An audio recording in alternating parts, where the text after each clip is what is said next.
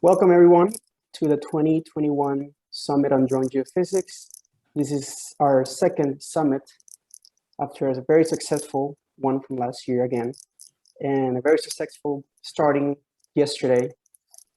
My name is Juan Ortega, and I'm part of All Your Geophysics. And Rina Hartman with Seequent, us both, will be the panelists for today. Rina, if you can go ahead and give an example, Rina will be taking the time of each speaker, the slot, which will be 15 minutes and 5 minutes of questions. And Rina, what is the chime for today's alert? You will hear this just before 15 minutes. That way we can keep track of everyone's and be good in time. So with that, let's get started. Rina, it's our first talk of the day. Thank you. And just before we begin, I want to remind you that we are going to be recording the sessions, but not everything will be recorded. We may have a few items that, a few talks that are not able to be recorded due to restrictions. So we hope you can participate, but if you miss anything, you can try to see the recording afterwards. And also, before we begin, I'd like to say a thank you to our sponsors for today. We have a very large number of generous sponsors. Lori, I don't know if you're able to pull up the screen for that. Sure, all right.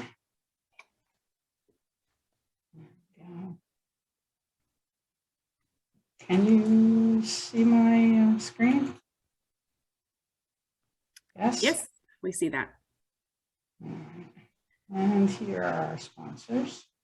Excellent. So for today, for our conference, we want to say a big thank you to our sponsors. We have 4 platinum sponsors: Axiom Group, Geometrics, Seequent, and Skyfront, and also our silver sponsors: Collier Geophysics, Edcon PRJ, Geonics Limited, and MedUSA, as well as Southern Geoscience. Thank you so much for your support, and we're very grateful to you.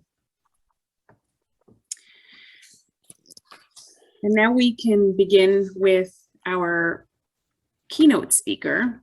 Today, we're very lucky to have Mick Kolster speaking, and Mick will be talking about improving data while reducing risks, how UAVs are redefining magnetic surveys for unexploded ordnance. The floor is yours, Mick. Thank you. Thank you, Rina. I'll just share my screen here.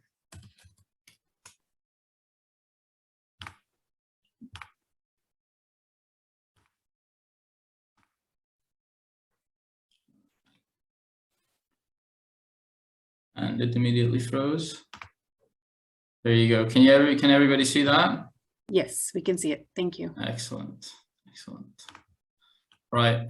So yeah, today I'll be talking a bit about how these UAVs, which we all know so well by now, are redefining unexploded ordnance surveying, which is generally just abbreviated UXO.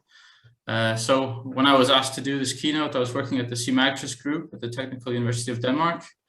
That was until 2 days ago. Now I work at a company called UMAG Solutions. But because it's kind of a blurred zone, I've just decided to include the best examples from both places, and then you get the full overview.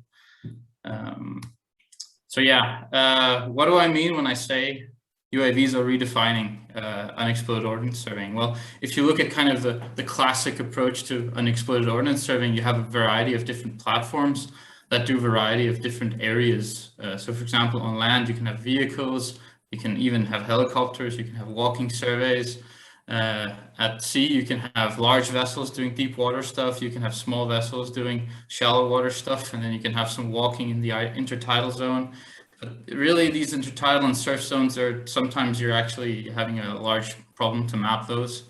But using a UAV, you can actually cover this really wide range of areas all the way out until the deep sea. So you're actually able to largely and the technology is still improving. So this might not be true as of this second, but it's getting there. You can largely actually replace a lot of these different survey techniques using drones. And I'll talk to you about what I'll talk to you about today is kind of how far the technology has gotten and kind of what kind of data you can expect. And the data quality is exceptionally good in my own optic. So just if in case anybody hasn't encountered UXO surveying or magnetic surveying before, the concept is kind of that you measure some kind of object which, due to its placement in the Earth's magnetic field, gets an induced or has its own remnant magnetic field. So for example, a UXO, unexploded ordnance, typically they're made of ferrous, they have some ferrous content, so some kind of iron content or an alloy or something like that, which has a response to the Earth's magnetic field. And you can measure that response. So actually what you're measuring is the combined response of the Earth's field and these UXO or whatever objects you're looking for. So they're kind of added together, and there's a lot of data processing onto that, and I won't be able to go fully into detail, but I'll try to leave some very good references, including some of our own work where I can. So just to give everybody a clear overview of how this works, I've included here a video from Seequent's campaign in Beach in Denmark. So what you see here is a drone flying with what we call a magnetometer bird underneath. And it's flying across an intertidal flat where we've deliberately placed some UXO that have been disarmed, of course. So for example, we placed some 155mm artillery shells, we placed some depth charges, we placed some mines, all sorts of different UXO placed one in this beach area. And then we overflew it. We basically did a magnetic surveying. So here we're actually doing a stress test of a turn with this bird to see how much it can take. This was the most violent turn that we could do, and the bird handles it well. You can see after just a few seconds, it's now stabilizes and flies well under the drone. So right here, we're using a 10-meter separation between the bird and the drone system. And that's overdoing it for sure, but we felt it was necessary to kind of do like a stress test of the system and see what's kind of the data quality level that you can expect if you try to do everything as good as possible. So the drone itself is just a consumer grade drone, and yeah, the bird is custom made. I'll try to get a bit into that in just a second. So yeah, but before I go into all the details about the data processing, I want to have this kind of word of warning. So this was a lot more relevant a few years ago when there weren't a lot of drone regulations and rules. But still, this flying a blender with a missile-shaped wrecking ball is not an automatic risk reduction. I mean, of course, you don't have to have people walking around on tidal flats where there could be explosive objects. Of course, that constitutes a potential reduction in risk. But if you're not mitigating the new risks properly, then you might not have a net reduction in risk. You might actually just be making things worse. So today we have a lot of good guidelines, and I know the EU and the FAA, they have some really good guidelines on all this stuff. But I still wanted to just kind of list the few kind of critical design and operational requirements that in my experience and opinion are necessary if you want to do this kind of work with a drone. This is the kind of thing that we look for when we choose a drone system and what we do on the operational side. Of course, there's a lot of more details, but yeah, general awareness. This actually comes down to, this is not a one-person job. If you're one person controlling a drone, you need one or two people looking out for other people. That's just how it is. You need to be completely aware of everything and everywhere and everyone near the site at all times. Kill switch, this is my #1 important design consideration for a drone. If you're not able to immediately kill a drone, you could have a fatal accident. So this is something we always look for, and this is actually not always a requirement by regulators and legislators. So this is something that I think is very important. Post and pre-flight checks. This is something that have stopped us from doing multiple crashes, checking the propellers every time, checking all our stuff. If you look at your local FAA or CAA in the UK or the ERS in the EU, they have checklists, and I really, if you want to do this kind of work, use those because they've saved us so much money in terms of lost equipment and potentially people getting hurt. And then landing zone organization. So these So what basically, if you're landing a system with this kind of a bird 10 meters below, that's not necessarily an easy job. The second you put down your drone, you have an anchor. And this is something you really need to think about when you're doing this kind of surveying. So I know it looks all well and elegant when the drone is flying, but actually there's a lot more to this than just, oh yeah, now it's flying, now it's working. You have to think about a lot of extra things. And please get in contact with me afterwards if you're wondering about any of this, because it's something that we've been doing a lot about, and it's really alleviated some potentially very dangerous situations in the many different surveys we've done. So very important part. Oh yeah. And then you can have your redundancies with your rotor and your navigational system. We've never had a place where we needed this, but it's a good thing to consider. That was kind of the mandatory safety note, and I always include that. Now I'll go on to a bit more of the scientific technical side about design considerations. So basically, the first choice you have to make when you want to decide, oh, I want to do a drone magnetic survey is kind of decide, do you want to do a scalar magnetic survey or vector magnetic survey? So for example, a scalar magnetometer, like optically pumped, it can only measure the amplitude of the field, but it does so very precisely. Vector magnetometer, for example, a flux gate, you can get directional information, so you can use that to ease your data processing a bit, but it's a lot harder. So for example, if you have a vector magnetometer, you have to be really careful about the orientation of your drone and your bird, depending on how you mount it.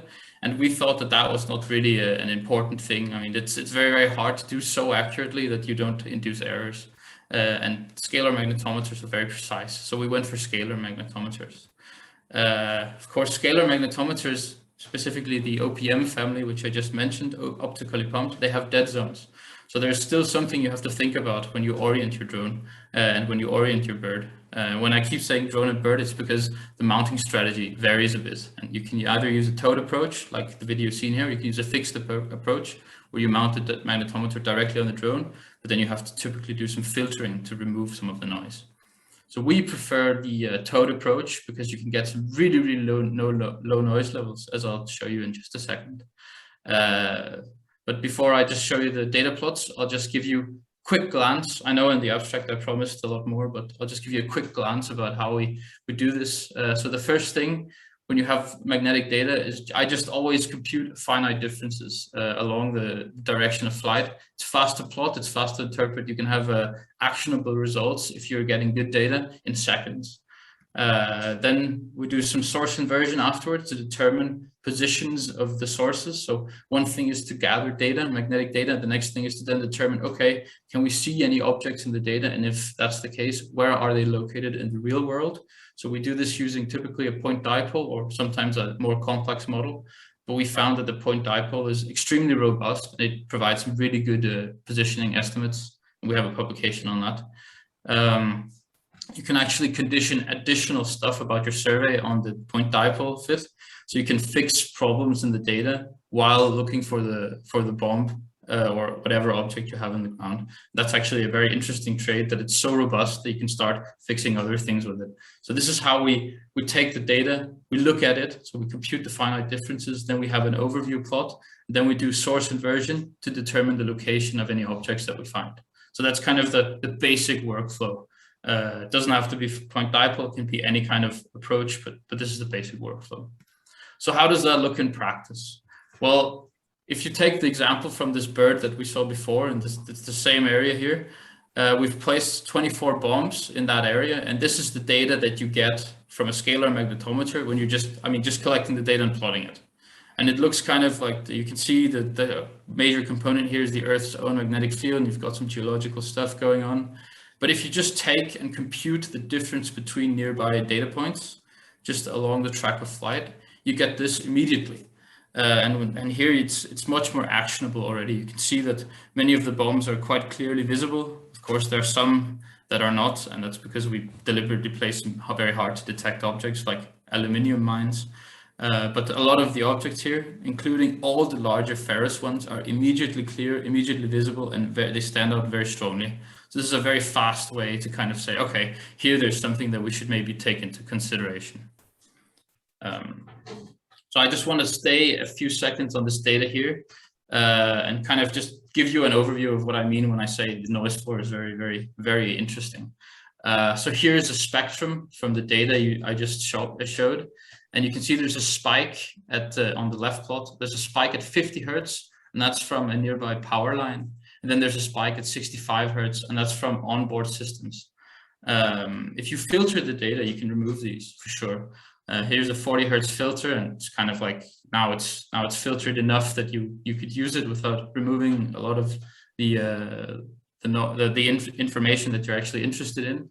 But on the other hand, you could also fit the data. So this is one of the good things about having, for example, a Toad approach, is that you can be sure that any data noise that you have are basically from the bird system or from external sources, which means that you can actually fit them with a model.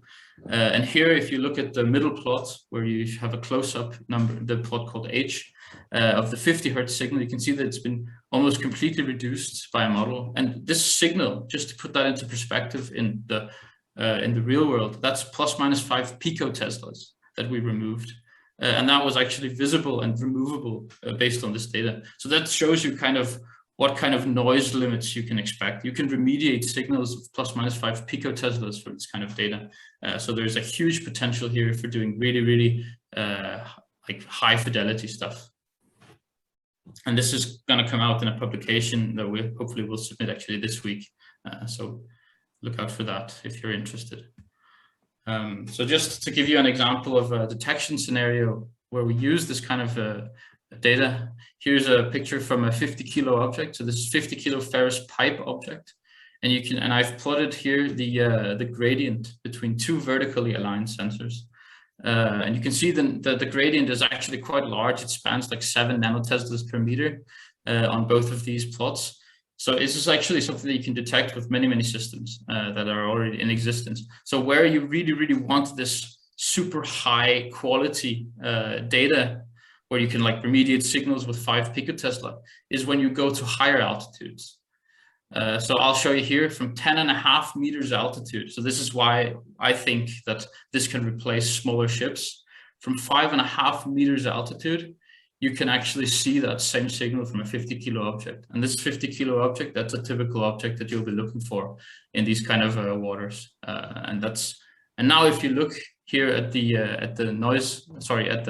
color scale spans, you can see it's severely reduced. And this is only possible because you have a really low noise floor.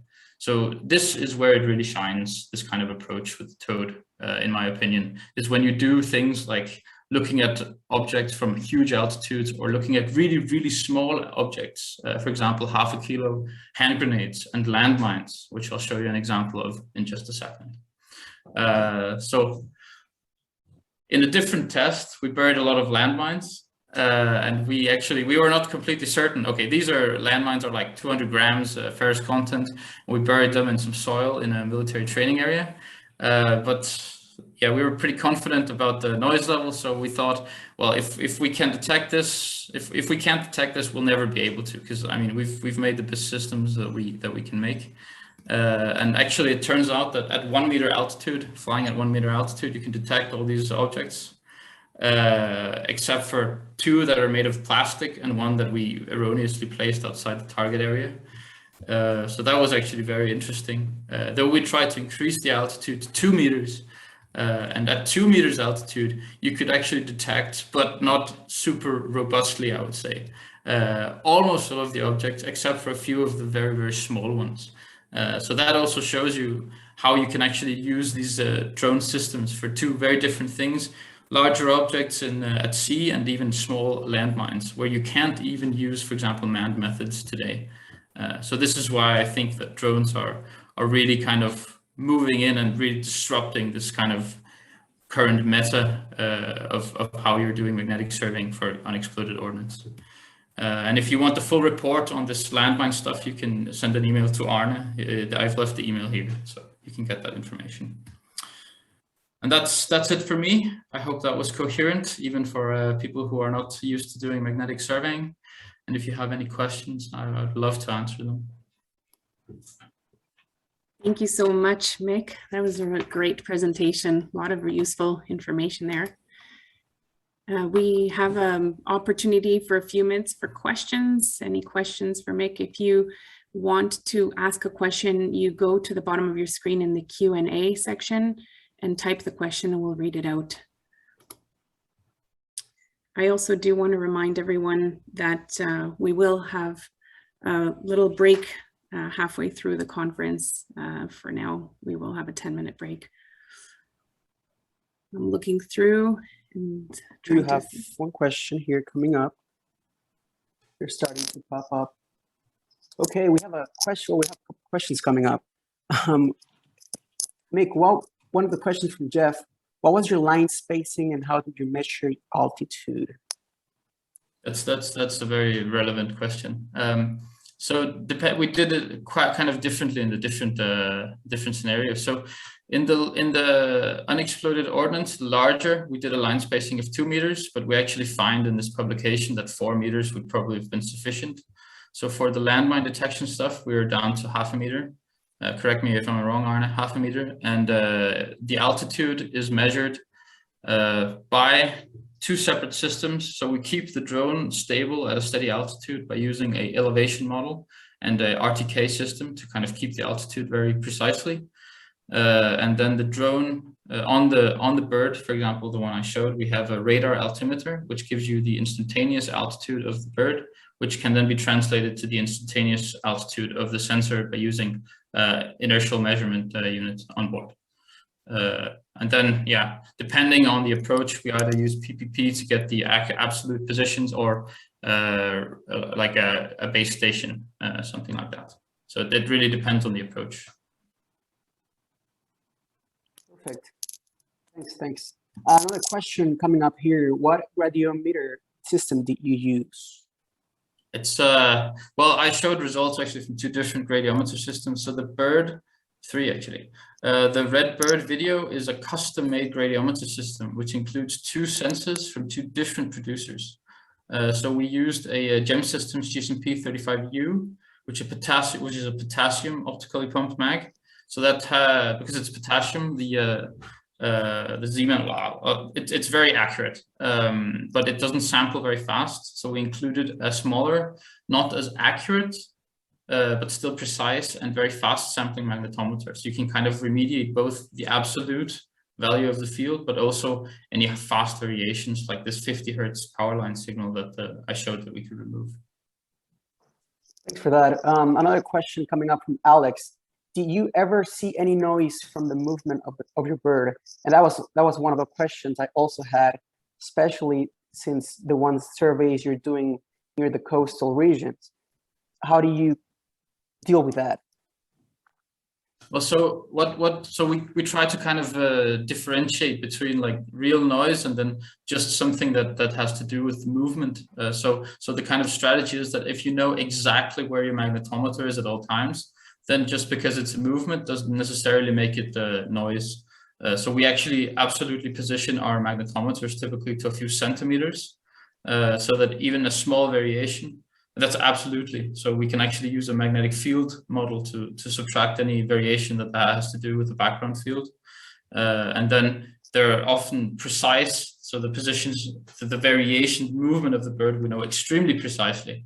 And that means we can just fit that directly into our inversion model. So we just use the exact positions of the magnetometers that we've actually measured when we're doing the inversion. We don't actually need to do any filtering or remove any noise because we know exactly where the mags are. So yeah, I mean, if you do the 2D plots, for sure, it looks like it's a bit wonky or something like that. But actually, when you fit it with a model, you get those exact same features in the model fit, which tells us that it's actually to do with the position of the mags and not actually a real noise source. Excellent. We're just coming around to our time for the next speaker. I see there's still quite a few questions. Perhaps we can take those offline and Mick, if you can help us answer them. Those who didn't get an answer will reach out to you and respond by typing. Thanks for all those questions and thanks for a great talk, Mick. Thanks. Excellent. Well, our next speaker is Geoffrey Phelps, and Geoffrey will be talking about sub-nanoTesla precision for rotary wing UAV aeromagnetic surveys. Okay, does everybody see my presentation now? Yeah, we see it. If you just go to presentation mode. Yeah, slideshow. Okay, so that was actually a great setup for my talk, so thank you. And what I'm going to be focusing on is somewhat standard or commercially available setup of a rotary wing UAV with a total field magnetometer on a sling load. So there's a lot of other good work going on and investigations with other types of system, but I'm going to focus on this system. And this is just to note that there's also other folks that have done a lot of good work on these systems, and we hope to contribute to that. So one of the things that I've seen more than once in commercially available UAV setups is you've got some kind of rotary wing UAV that you see here with a sling load, often a mag arrow, and we used a mag arrow because it's a nice almost turnkey sensor. You get magnetics, you get GPS, you get IMU data, so orientation data, all in one package that's delivered. So it's very nice. It's a very nice data package for processing. But the issue with rotary wings are they're noisy. And a colleague, we were interested in doing these UAV surveys, and a colleague said, well, that's great, but I prefer a walking survey because can your UAV survey detect weakly magnetic mineral anomalies to the tune of maybe 3 nanoteslas? And we said, well, that's a very good question. Could we detect that?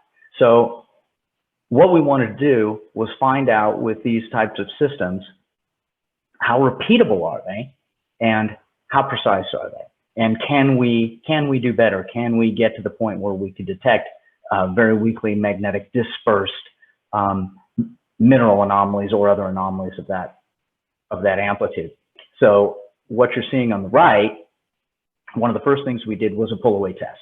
So we have the sensor on the ground, we move the UAV up at discrete intervals, and on the right you see that jagged orange line. That's what you're looking at. That's the noise coming from the rotary wing UAV. And this is somewhat unpredictable noise. So it's not the kind of noise that is going to be easily backed out using some sort of compensation like a Laliat compensation, right? Because it's not necessarily predictable according to orientation, which is what the typical compensation relies on. And as you can see, here's some modeled anomalies that I've put together. So for some things, the 3 meter distance is perfectly fine. But this bottom blue line here represents that small mineral anomaly. And 3 meters, the noise from the UAV is going to totally swamp that. So the most straightforward, easiest thing to do without a lot of engineering is to simply make the rope longer. And so that's where we started. And if you look at the orange curve now, at 3 meters, it's high, but as you start to approach 4 to 5 meters, the noise from the UAV is low enough that you're starting to be able to see those very subtle anomalies. And so the only issue there is that longer tether a problem in flight? Is it a safety hazard? Does it have issues with stability of the UAV? And it turned out that we flew on a very, very nice, sunny, quiet day, and it behaved just fine. So if you get quiet weather, this is a workable scenario. Okay, so to dig into this a little further, what we wanted to do again was understand repeatability and precision of these systems and how good can we get. So we have a test area that's 100 meters by 100 meters. Did walking survey with 4 meter line spacing. The lines are facing north-south. And what you see on the right is just the processed version of that walking survey using standard methods. And then we flew 4 identical horizontal flight patterns at 2 different elevations. We wanted to see, first, could we repeat the lines, and how repeatable was the data, and how precise was the data. And we're considering the walking survey ground truth. It isn't quite, but for our purposes, it's close enough. So looking at the horizontal accuracy, again, we have 4 flight surveys, 2 at 40 meters, 2 at 25 meters, all with identical flight paths. And what you're looking at in the red lines are the flight paths where we hope to fly. And then the dark gray and light gray lines are those 40 meters and 25 meter surveys, trying to fly those flight lines. And there's a number of reasons why they might not be quite able to fly the exact flight line. And we can't quite tease those out, but the bottom line is some places it does pretty well, like on the eastern side, but on the western side, you can see things are drifting, can be drifting quite a bit. So we can get horizontal accuracy of, you know, maybe 2, 3, sometimes even up to plus or minus 4 meters on those. So that's just something to keep in mind if you're designing this kind of survey. And looking at the vertical accuracy, we have similar results. On the top plot, the nominal flight height is 17, 18 meters above sea level. And you can see from the histogram, this is from one of the 40-meter flights. Most of the time we're within a couple of meters, but you can drift away from that. And I thought it was impressive on the previous talk that they were able to fly 1 meter above the ground safely, because with this system, you probably don't want to do that because you could bounce up and down. The UAV may not be faithful to that exact flight height, and you could have safety problems. On the bottom, you can see in profile 4 arbitrary lines there, the flight heights, and the nominal height is 40 meters, and they're kind of bouncing around, and we have some systematic error. So that's just another thing to keep in mind when you're designing surveys. So in terms of the magnetic data, the figures on the left are the upward continued ground survey at 25 meters and 40 meters. And on the right, across the top, are the 2 25-meter surveys, and across the bottom are the 2 40-meter surveys. And that anomaly is somewhere on the order of 3 nanoteslas, 3 or 4 nanoteslas that you're seeing there from the ground survey. So at 25 meters, if you squint, we can kind of detect that anomaly maybe, but at 40 meters is pretty much all noise. And so remember, we're 5 meters away from the UAV. So that noise is going to be coming from the sensor platform, not from the UAV. So the question is, since we don't have any UAV interference, can we compensate for this noise that we're now seeing in the data that we believe is coming from the sensor platform? So you could use your standard Leliak model, but it's not really appropriate for a sensor. You're going to have a lot of terms that you probably don't need.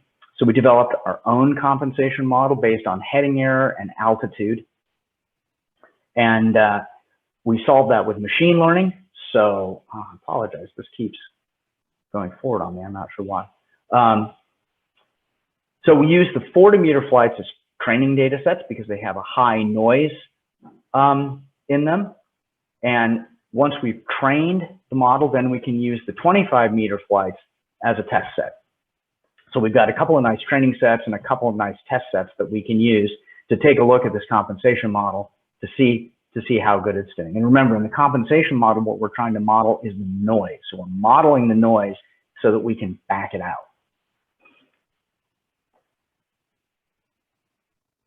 So looking at the training, on the top row are the 2 40-meter raw data flights. And we trained the model on each of these flights separately. So we actually have 2 different compensation models. They're very similar, but they have different coefficients because we trained them on different data sets.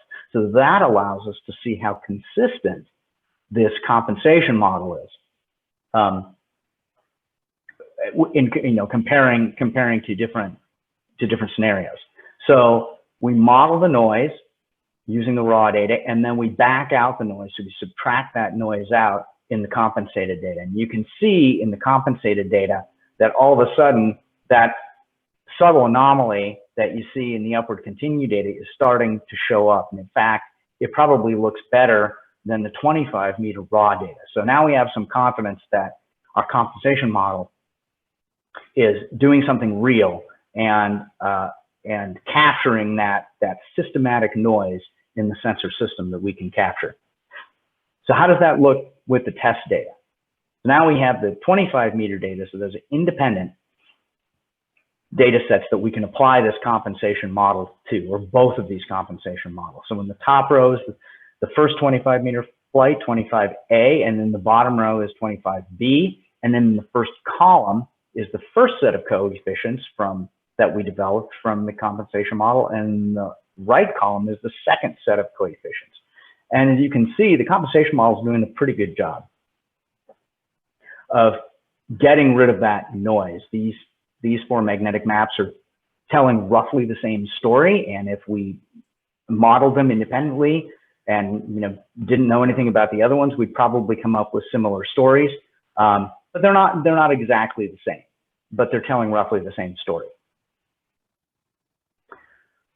And so we can look at how consistent the compensation model is. On the left-hand side, in the top plot, what you're seeing is the flight 25A with processed by compensation model 1 and compensation model 2, and the gray line is the 1-1 line. So if these models were exactly the same, we'd get dots all along that 1-1 line. We don't, but the cloud clusters pretty closely to the 1-1 line, and the scatter is about a half a nanotesla. And the same thing on the bottom. So we can take those four magnetic maps that we saw in the previous slide in the upper right, and we can do a pixel by pixel comparison and say, just, what's the spread? What's the range at each pixel? And we can see, taking those four models together, most of the time, the four models agree to within something like a half a nanotesla. In some places, it's a little larger. You got some flight line errors that are popping out there. But most of the time, we're within a half a nanotesla. And then on the bottom right below that is just a histogram of the map above. And you can see that the median there, the gray line, is less than about 0.4 nanotesla. And so the lion's share of it is within a half a nanotesla, maybe a little bit more. So in terms of repeatability, we're doing pretty well, certainly a lot better than we would do with the raw data, even at 5 meters from the UAV.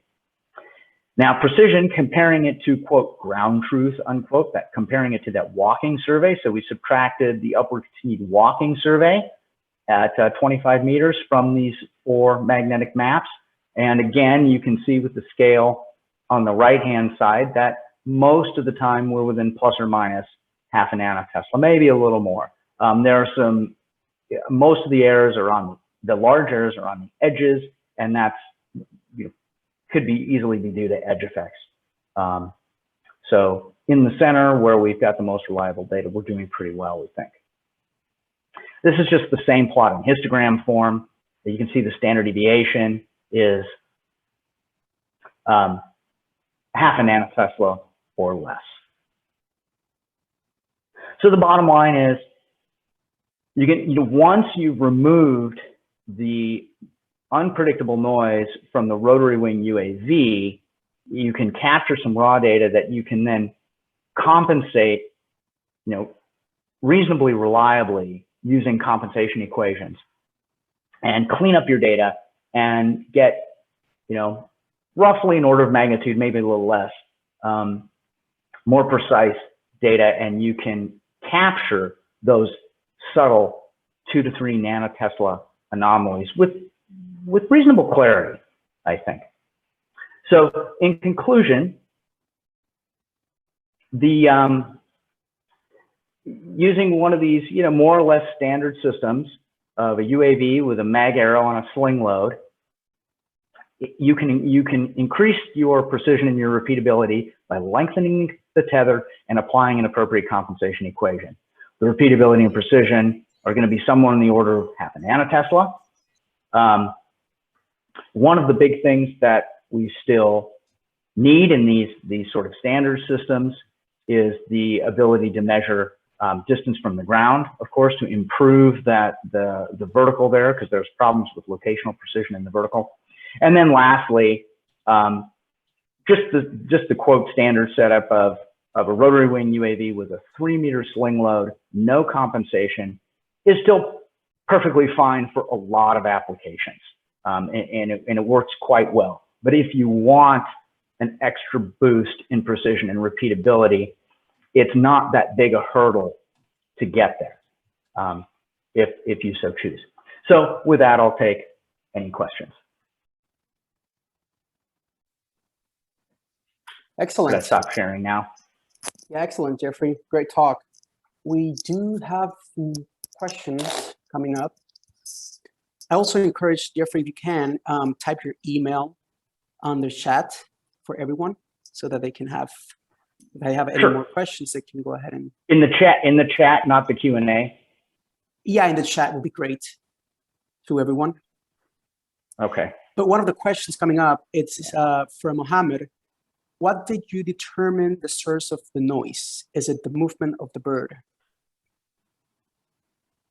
Yeah, it's heading error, largely heading error, a little bit of altitude, but the heading error has some interaction terms in it too.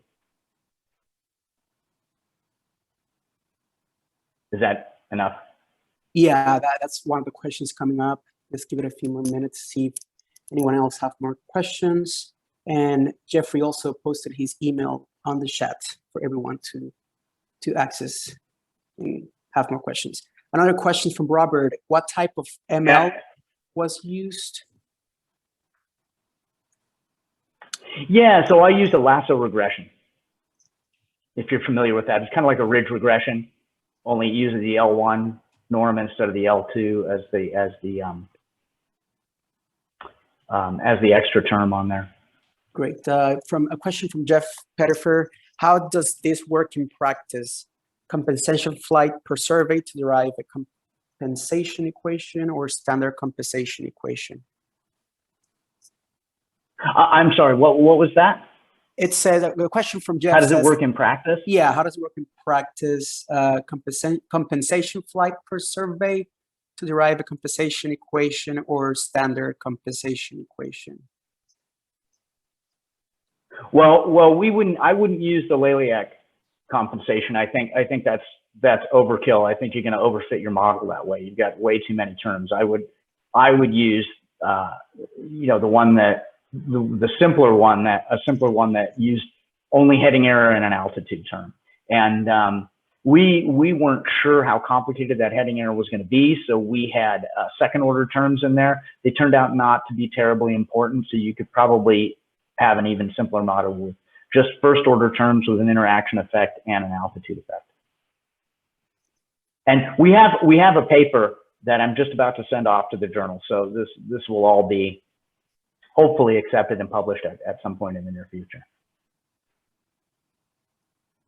And there we go into full detail of how we derive the compensation equations and how we worked through all that. Great. Well, thanks, Jeff. I think that's good timing, right, Brina, for our next presentation. Yeah. Yes, that's perfect. Thanks so much again, Geoffrey. Great presentation. Our next speaker is James Jensen, and James will be talking about drone magnetic survey metrics and calibration review. James, you can go ahead and share your screen. Okay, everyone see my presentation fine? Yes, we see it. Thank you. Okay. Hi, so my name is James. I'm from Southern Geoscience Consultants. So we're a geophysical consultancy, and we're not drone operators, but we do. Our client base is predominantly the mining industry. So we deal with quite a lot of airborne traditional airborne fixed wing helicopter magnetic surveys. And obviously, in the last few recent years, we've seen obviously quite a few drone surveys come in. And what we've seen is that we have quite sort of set standards for airborne surveys, but that is not necessarily what we've seen with in the drone space and drone mag. So what we've done is done a sort of a test to with one of the drone operators to try and ascertain some sort of calibration metrics and that, obviously for the surveys. Just to, obviously, everyone's probably well aware of it, but just to give some rationale for metrics and calibration, is that it's very much a standard for any sort of airborne survey. You'll fly traditionally between, I think, around 2 to 3 kilometres altitude for an aircraft, and do a compensation box to obviously get heading areas from the sensor, and also how the system as a whole responds, or your data that you finally get responds to the to the system that it's going through in the field. It also gives obviously the calibration flights give us quite, as we're saying, quite quantitative determinations. So this can be for sort of noise levels of the survey, and also the sort of caveats in terms of how much turn noise, wind, and that can sort of be detrimental to your sort of anomaly amplitudes that you're trying to get. I will sort of emphasize as well is that it's also can be dependent on the conditions that the system is in as well, whether it's dry or whether it's going back to a place again where the humidity has increased. All this can has an effect on the equipment, and obviously this quantification of these sort of variables that affect the system. So we put under the umbrella term of metrics, and just obviously reinforcing that traditional airborne has been done for like 70 years in Australia, and obviously with what we've seen of some drone operators, it's quite variable in terms of the data quality and what is accounted for. Just to touch base on the various sort of areas of noise, obviously it falls under 2 categories. One is the magnetics, the other is the GPS location, navigation. And obviously we've seen is heading error, and that's obviously due to the orientation of the sensor through the field. The dead zones, which are particular sort of angular zones of a sensor where you get sort of null to or minimum response, and also noise, which can be either from the sensor or from the drone equipment, and that can fall under sort of three main groups, which is ferromagnetism of the device or the drone, which sort of has a permanent magnetism to it. Paramagnetism, obviously going through the Earth's field, so it'll be magnetized. And for electronics, obviously gets eddy current magnetic fields just from the electronic circuitry around there. In terms of navigation, obviously the big issue is accuracy with where the data or where the sensor is reporting it to where it's the location of it is reported. And depending on the setup that the contractor or the survey has, it can vary quite a lot. One can just purely be from poor satellite coverage, and also roll, pitch, and yaw angles of the sensor and the drone as well, and that obviously comes back to the intertwined with the heading error, and obviously cable swing, especially if there's any sort of headwind or tailwind, etc. through there.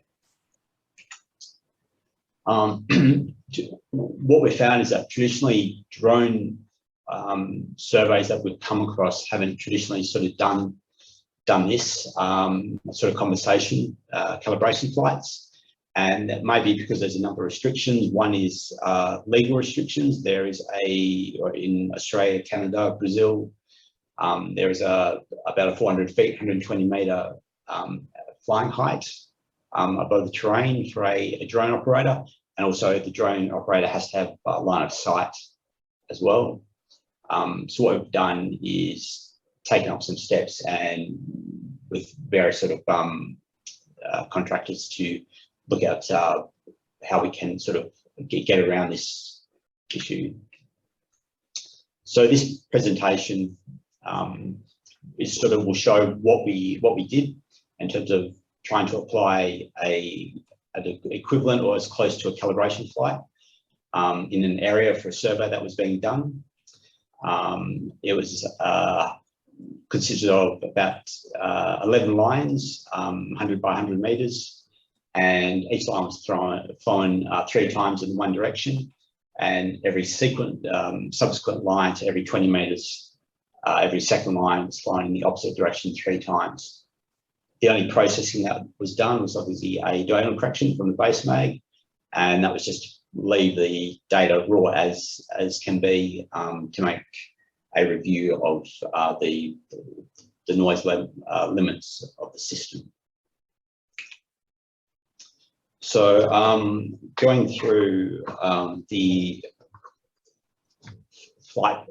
setup that we did.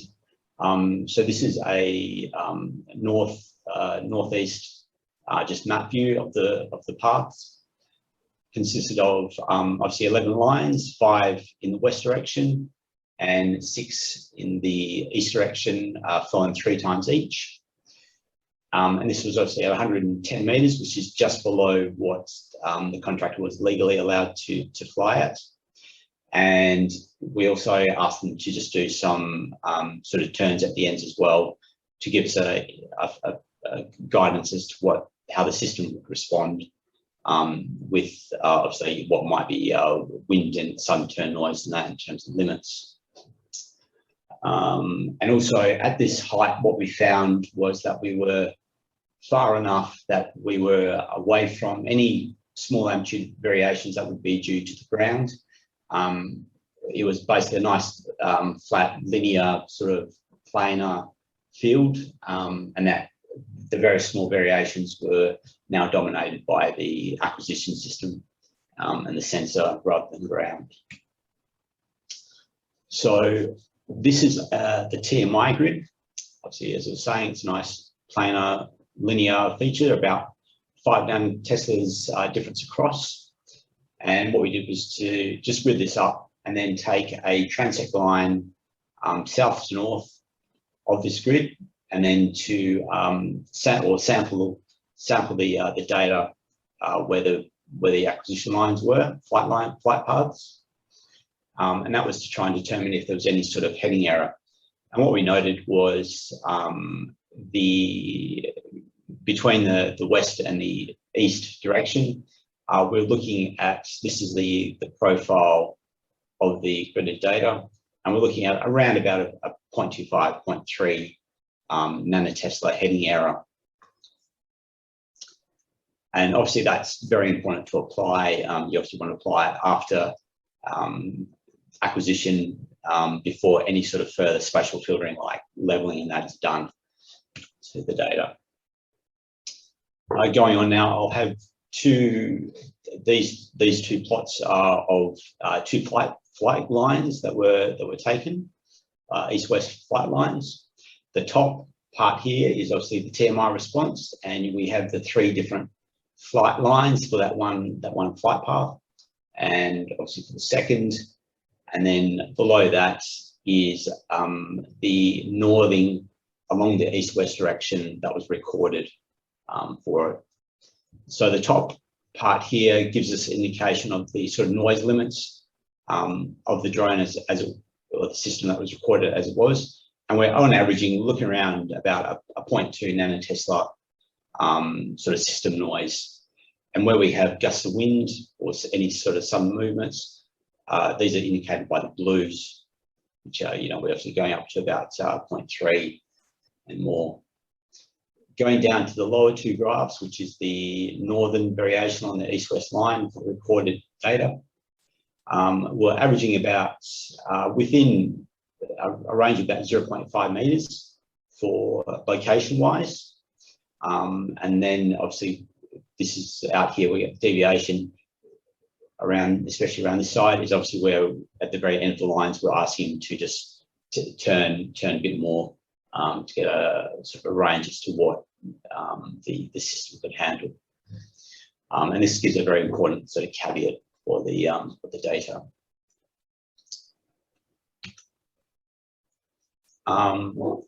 Just in conclusion, I'd just like to obviously emphasize that we ended up with a good understanding of the system. That we had a point, in this case, we had a 0.3 nanotesla heading error, and about a 0.2 nanotesla in terms of system repeatability and GPS positioning.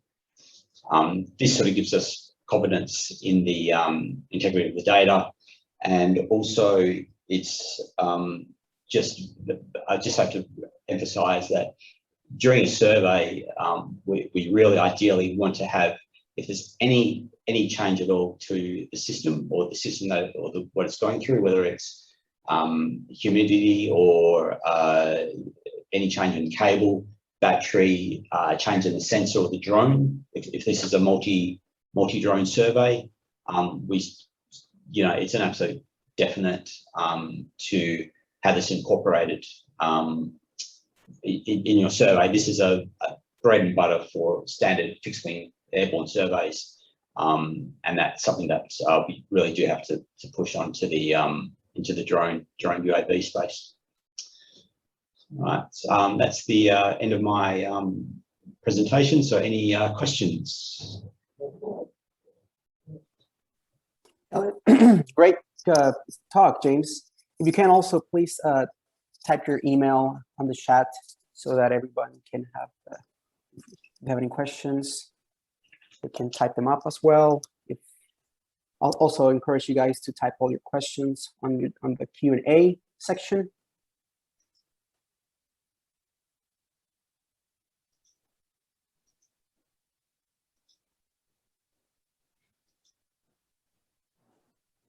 While we get those questions in, James, how often does those calibrations that you were mentioning happen? For drone operators, it will vary. What we've had cases where basically the situation that we've come across is a lot of the time, obviously as consultants, we want to be with the client and to help set up and serve what sort of survey design, what are they after, what they're looking for. And a lot of the time, because it's relatively sort of new technology and everyone's sort of very interested in it, a lot of the time the contractors who may not necessarily have any magnetic experience will go and fly these surveys, and it's post acquisition that we then get the data without any flight lines. It's just one continuous dump of data. And it can be very challenging to process.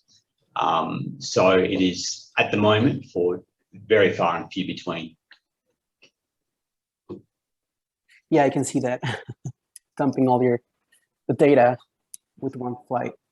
Let me see any more questions that you guys might have for James.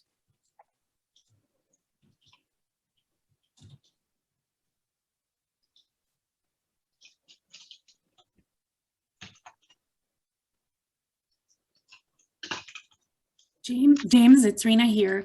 I have a question wondering if these types of precision metrics, do you see them being standardized globally, regionally, and do you think they should be? Yes. At the moment, because it can be relatively, I suppose, cheap compared to having an aircraft.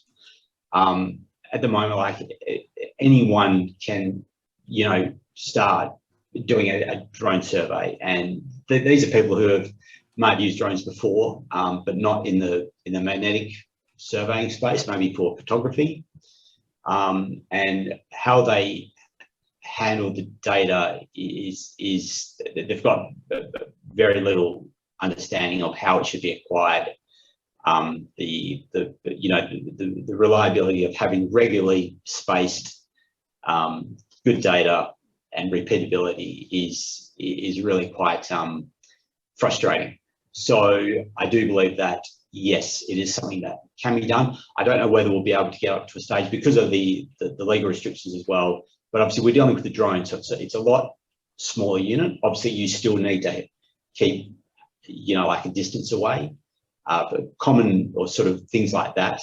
But yeah, it is something that we're trying to push through and to make it very much a standard is certainly what we're certainly what we want. So I do see one question. Thanks, James, from Filippo. He posted on the chat. It says, what kind of magnetometer do you use for your test? So in this survey, the contractor, it was a potassium magnetometer. I think one of the Gem systems, potassium magnetometer.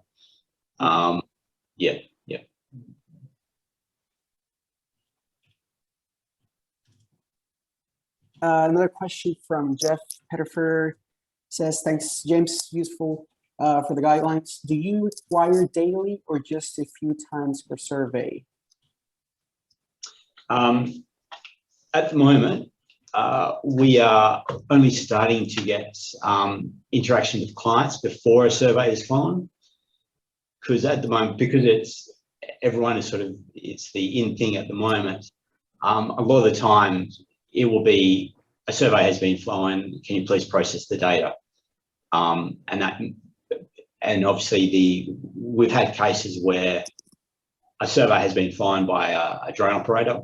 We've then got a low-level airborne contractor to go and do their a tight 25-meter flight and height, 30-meter height, and the traditional aircraft has been far better because of the way it was done. So at the moment we are getting in touch with the contractors. But yeah, at the moment it's very much contractors deal with the clients before we come through. But now we're starting to show what issues we have to try and be in discussions about what they're set up. And I understand the setup's going to be quite variable as well, in terms of how they, is it a DGPS? Is it pretty much a handheld GPS? What are the line spacings? What is their target? What's their target width, anomaly size? That can also be quite variable.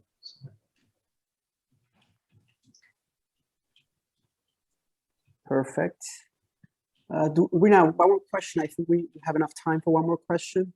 Yep, we have another minute or so. I saw one question coming in from Geoffrey, I believe. What was the UAV setup for the test?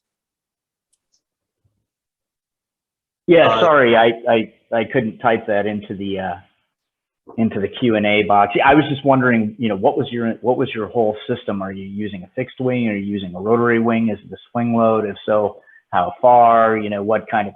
And I'm really interested in the GPS because you got a lot better results on your GPS than we did on ours. So maybe you're just using superior equipment.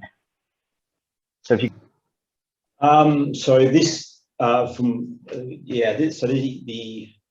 setup. So it was I think it's a quadcopter rotary drone, and this was from the settings that we had. It was tethered below the drone by about 5.3 meters, and just your sort of standard Gem Systems 35U mag unit. And it was really a case of the survey had already been flown, and I think there was a request put in before they left the field to try and just do a calibration flight as a proof of concept that it can be done. So this was really more of a case of putting this idea out there into the space to try and get it as a standard.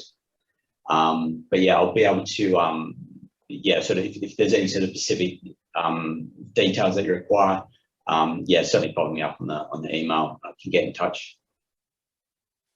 Thank you, James. That's great for answering those questions. If you have any more questions, please email James. And Rena, I think we can move on to the next one. Perfect. Thank you. Thank you, James, so much. Again, it was a great talk. Our next speaker is Paul Mutton, and Paul will be talking about drone magnetic survey system noise determination test. Paul, the floor is yours. You can share your screen. Okay, thank you. Okay, thanks. So Just a bit of a background. I'm a geophysicist working for Touchstone Geophysics, and I'm a specialist in mineral exploration. I've been using drones now routinely for mineral exploration for about 4 or 5 years, using many different contractors. So I normally arrange, do the QA/QC modelling and the geological interpretation. And my co-author is Sasha Dominin. He's the leading geophysicist for Geotechnology, which is a nickel mining company in Russia. So today I wanted to present a noise measurement test that's pretty much universal across the many different systems that are flying. It's the latest iteration of a reliable noise assessment method that I've been using in surveys that I commission. So I'll just go through a little bit of the issue that we have, the repeatability test, and then an example. So, you know, my clients or myself, the users, want to really use low noise systems, but it's actually often difficult to assess. What clients are given, which is often the intrinsic sensor noise, may not be relevant to the actual flown system noise. Sometimes no noise measurements are even given. Drone platforms also are quite poorly suited for historical air mag noise measures. They're, you know, most of them are towed sensors, and you know, historically our mineral exploration surveys have been done with fixed wings and manned aircraft, and you know, the figure of merit noise is not really relevant to towed systems, and fourth difference really doesn't adequately measure the bandwidth, the frequencies that we're particularly interested in and we need for our clients. You know, there's been a huge number of new systems and new operators. I mean, some of the new systems are now old systems, and it's quite remarkable, the changes. So these all, you know, the systems have got different drones, sensors, GPS configuration, sensor arrangements. They use different flight planning software, and it's, you know, what we're interested in is the net survey noise, assessing that. So, you know, the system noise levels really varies greatly on the site conditions. I've had the same system flown 2 consecutive surveys with almost a couple of orders of magnitude difference in the noise levels. And really, we have to be sensitive that clients have got different requirements depending on the application, and you know, you really need to be able to use the right system that's going to deliver accuracies that enable detection of the target. So it's been gone through before, but there's you know, the main magnetic survey noise sources is the movement associated with movement of the sensor and the housing through the Earth's magnetic field. It's dependent on airspeed and wind speed, which is and you know, varies quite a lot during the survey. We have positional noise, which is just positioning of the sensors. Some of that can be, you know, modelled out and inverted out if the actual sensors are actually accurately located. But often our interps are done on images as well. So, and vertical variations are a bit harder to image correctly. There's also flying height variations. I mean, generally the drones do a much better job than manned aircraft, particularly in the mountains where they're just in a league of their own. But nevertheless, you know, it's historically been a big issue for the industry, and you know, we fly tie lines. We have flown tie lines traditionally to try to cover these flying height variations. But you know, good drone surveys shouldn't need them if everything's been done correctly. There's also noise from the drone. There's both electromagnetic and magnetic fields, as well as the intrinsic sensor noise, which, you know, is pretty easily able to be assessed with bench tests, but might certainly understates system noise. So really we need a versatile method to assess multiple different systems, magnetic survey systems in the field. So you know, what I've been doing most recently, at least at the start, and certainly in assessment of contractors, is to ask them to fly a square. It's usually about 400 by 400 meters, just so that it can capture all the different kind of bandwidth of different types of anomalies. I can see anomalies at different frequencies. I asked them to fly 3 times anti-clockwise and then immediately 3 times clockwise. The sides should be parallel and perpendicular to the flight lines, which is often the perpendicular is the tie lines. Flying speed should be at survey speed, and the height ideally should be, you know, more than 100 meters, but it's not critical. You know, it's you know, we're after repeatability. It doesn't have to be, there doesn't have to be no anomaly in the area. So you know, this test is really quite simple. It's fast. You only need, it can be done in a single flight, and it can be completed on site when the conditions change as well. So you know, that's really a call for the client. Often it's you know, do you want to, well, you know, conditions have got bad, do you want us to stand down or do you want us to keep on surveying? And the question then is, well, you know, how bad is it? So these kinds of tests can quickly be done, emailed the results, and you'll get an answer in about, you know, half an hour as to whether to continue or not.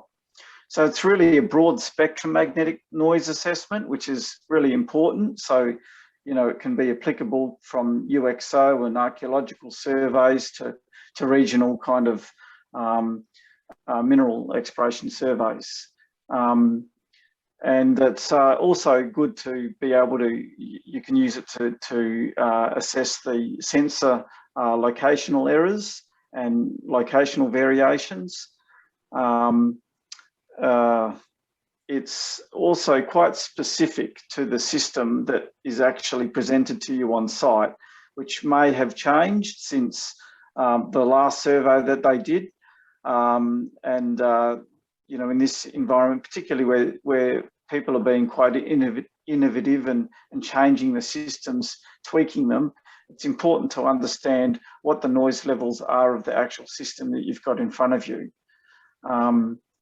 And these, you know, they're obviously completed in survey conditions on site, and the drone performance can also be assessed with minor changes in the loop shape. So what I'm saying there is that the draping algorithm that's used and the performance of the drone in its ability to go down deep valleys or cirques and it is really quite important. And if you, for example, rather than just flying, this is flown in a normally in a flat plane, but you know, you can basically put a sawtooth edge or a few steep valleys, you know, off the horizontal plane to check to see how your drone's actually coping with that, because the different contractors do use different flight planning software, and some of them are better than others. So this is an example from a very remote area. It's steep. It was a mineral exploration survey. It's very steep. It's about 1,000 line kilometres, which is kind of about normal for or becoming normal. The contractor, these can be done in about 8 or 9 days of good flying weather. This particular one had a 40-metre sensor clearance, 100-metre lines. We used one of these rubidium optically pumped magnetometers, which was running at 10 hertz. Survey speed was about 10 meters a second, which is quite normal. and it was on a large long tether that was 20 meters long. So this is the outline of the flight paths of 3 clockwise and then 3 anti-clockwise circles. The contours here are about 20 meters. So we managed to find a spot between some of the mountains. The actual ground clearance here was about close to 450 meters on average. We didn't have the flying height restrictions that's often common, but as I said before, it really doesn't matter that much. So generally, you know, the data comes in, apply the diurnal correction, start inspecting the flight lines and split them up. Grid up the data. This is actually the TMI data gridded. I basically, in order to inspect it in a bit more detail, I remove the average magnetic field. So I do that just by coarsely gridding all of the data up, you know, 50-meter grid, and then removing that. So in this case, I rotated the box so that I could just plot things against eastings and northings, and made things much easier for profiling, for viewing the profiles. So, you know, at that stage, then I could start to inspect the profile data. So look, here's a bit of an example of, you know, you can see how well the drone, the sensor is tracking and the repeated flights. It's how well the sensor tracks around the turns, how long it takes for the sensor to become stable along the line, which is all quite useful. The effects of wind, you know, how the performance of the bird changes depending on the wind direction. You know, this bar here is about 50 meters. So you can see that, you know, there is a bit of fishtailing happening. This is about a 4 meter variation here, but generally it's tracking quite well, given the same conditions, to within about a meter or two, and you know, with the change in wind speed, you can see you're getting different performance characteristics. So here's an example of just assessing the vertical repeatability. So this is just across 2 lines. The vertical lines here are 50 meters apart, and the horizontal lines are 1 meter apart. So you can see that the sensors are generally within about 2, 3, 4 meters of each other in the 6 repeats.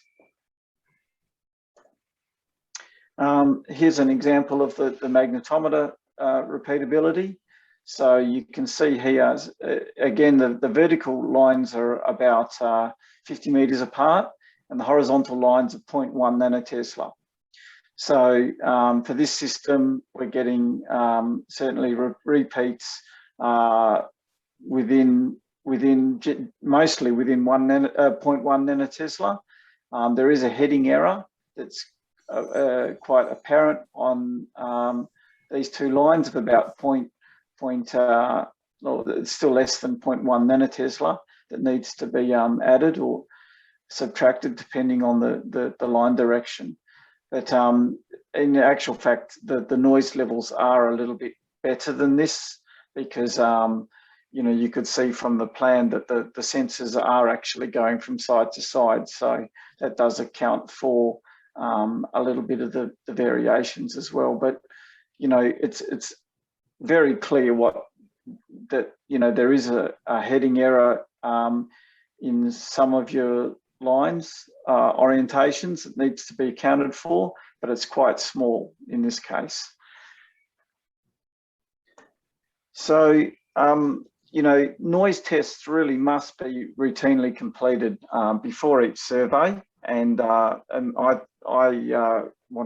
usually want to see them immediately before the survey really gets underway.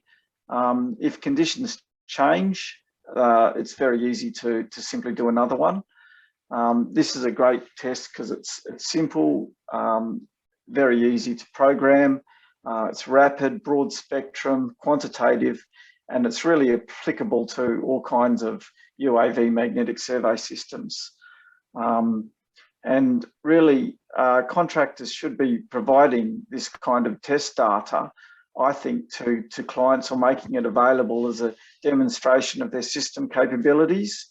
And it really sort of sharpens the focus on improving survey data quality, which, in just the last 3 years, my expectations of data have certainly improved a lot. I think when I started, I'd be happy with 1 nanotesla noise levels.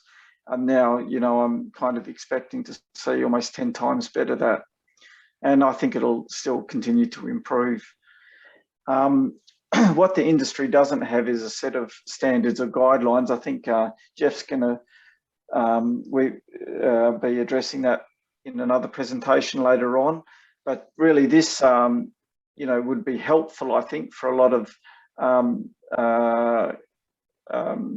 clients and end users that don't have as much experience, and it just will help keep the contractors a little bit sharper, I think, as well, and they'll benefit from better data.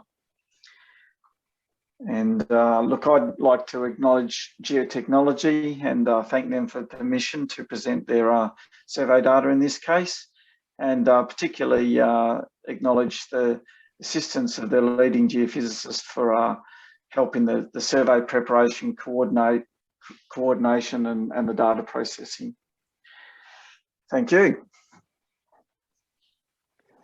Thank you, Paul. Great talk on noise determination tests. I think this is critical, like you're saying, for all types of drone surveys. Yeah, if you have any questions, absolutely. please type them in your Q&A. Paul, I also encourage you to type your email on the chat so that everyone that have more questions can email you directly. Thanks, Callum. You have a question? Yeah, I had a quick one. Actually, I have quite a few questions, but I'll probably save them for the discussion later on. The one quick one I have now is you've worked with the rubidium magnetometer, and I think a lot of people here have used either cesium or potassium magnetometers. I wonder if you could comment on any differences you noticed in the data or noise levels with that. Thank you. Yeah, well, look, I've only really used one type. There's a couple that I'm aware of that are commercially available. I mean, basically, rubidium's got a smaller dead zone, so it should produce better data and lower noise when the sensor's moving a lot. And yeah, so look, at the moment, So I guess so far the data that I've seen from this sensor kind of supports this. I mean, it's been quite low. I've been really pleased with it in comparison to other, the cesium and potassium mags, but they're pretty good too. I mean, they're very good. So really, there's other things I think that are probably more important to get good sort of survey data than the actual magnetometer at that level. But yeah, I've been quite happy with them. Thank you. So great. I think that's good. Yes, thank you very much, Paul. That was a fantastic presentation, and to all the presenters, great talks, great questions. We are coming around to the time to take a little break. So we have a 10-minute break scheduled. I know we're in different time zones, so we're going to come back at 35 minutes past the hour, which gives us just almost 10 minutes to take a break. And after that, we will have a great presentation by our sponsor and a few more great talks. And the open discussion will be in a little over an hour from now. So definitely don't miss that. That's a chance to ask more questions and talk to all the panel, to all the speakers. I give you 10 minutes now and see you back at 35 minutes after.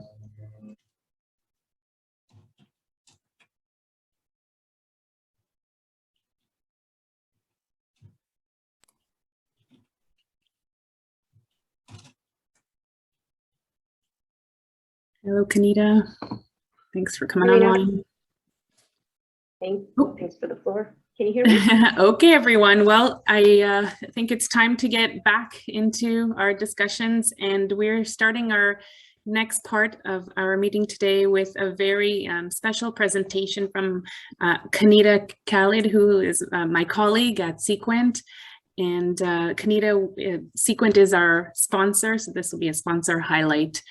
And I give the table to you. Take it away, Kanita. Thanks so much. Thanks, Rena.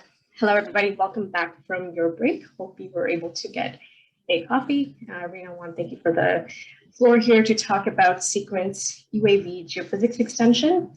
My name is Kanita Khalid, and I'm a geophysicist here at Seequent, based in Toronto. And today I'll be walking you through a high-level overview of Seequent's OASIS montage software with a focus on UAV geophysics extension. We're only here 10 minutes, so we'll move pretty fast. And I don't think there's any question and answer at the end, so I'll drop my information at the end of the talk. Okay, so we'll start with a quick introduction to Seequent for those of you who may not know Seequent, and then we'll walk through the UAV geophysics extension. And then we'll switch over to the OASIS montage software, and we'll take a pretty rapid walkthrough on how you can create an UAV magnetic survey design. Once you collect the data, importing it seamlessly is key. And so after that, we'll be talking about pre-processing the data and how you can level it in OASIS montage and create further analysis or interpretation products. So what is Seequent? Who are we? Well, Seequent aims to bring together industry-leading Earth modeling, geodata management, and team collaboration software. We're owned by Bentley, and within our product family, we're very lucky to have several other product suites that are very complementary to each other, including Leapfrog Geo, Geosoft's OASIS Montage, which is what we're talking about today, Target, Plaxis, GeoStudio, our house, Imago, and more coming as per the slide. And just zooming in on the OASIS montage umbrella here, the UAV geophysics extension sits under the OASIS montage suite. And with the geophysics extension, we're able to streamline magnetic UAV surveying with a complete start-to-end workflow. We're able to import and process our magnetic data in an organized way, level our data, and then merge everything back into a single combined, ready to interpret data set. So we're going to stay mostly in the application so that you can take a look at what it looks like. So we'll switch right to OASIS montage now to take a look at the Crestone Crater UAV magnetic data set, which was provided to us very generously by Ron Bell. Right. So I confirm with you, Rena, you can see my montage screen here. Yes, I do.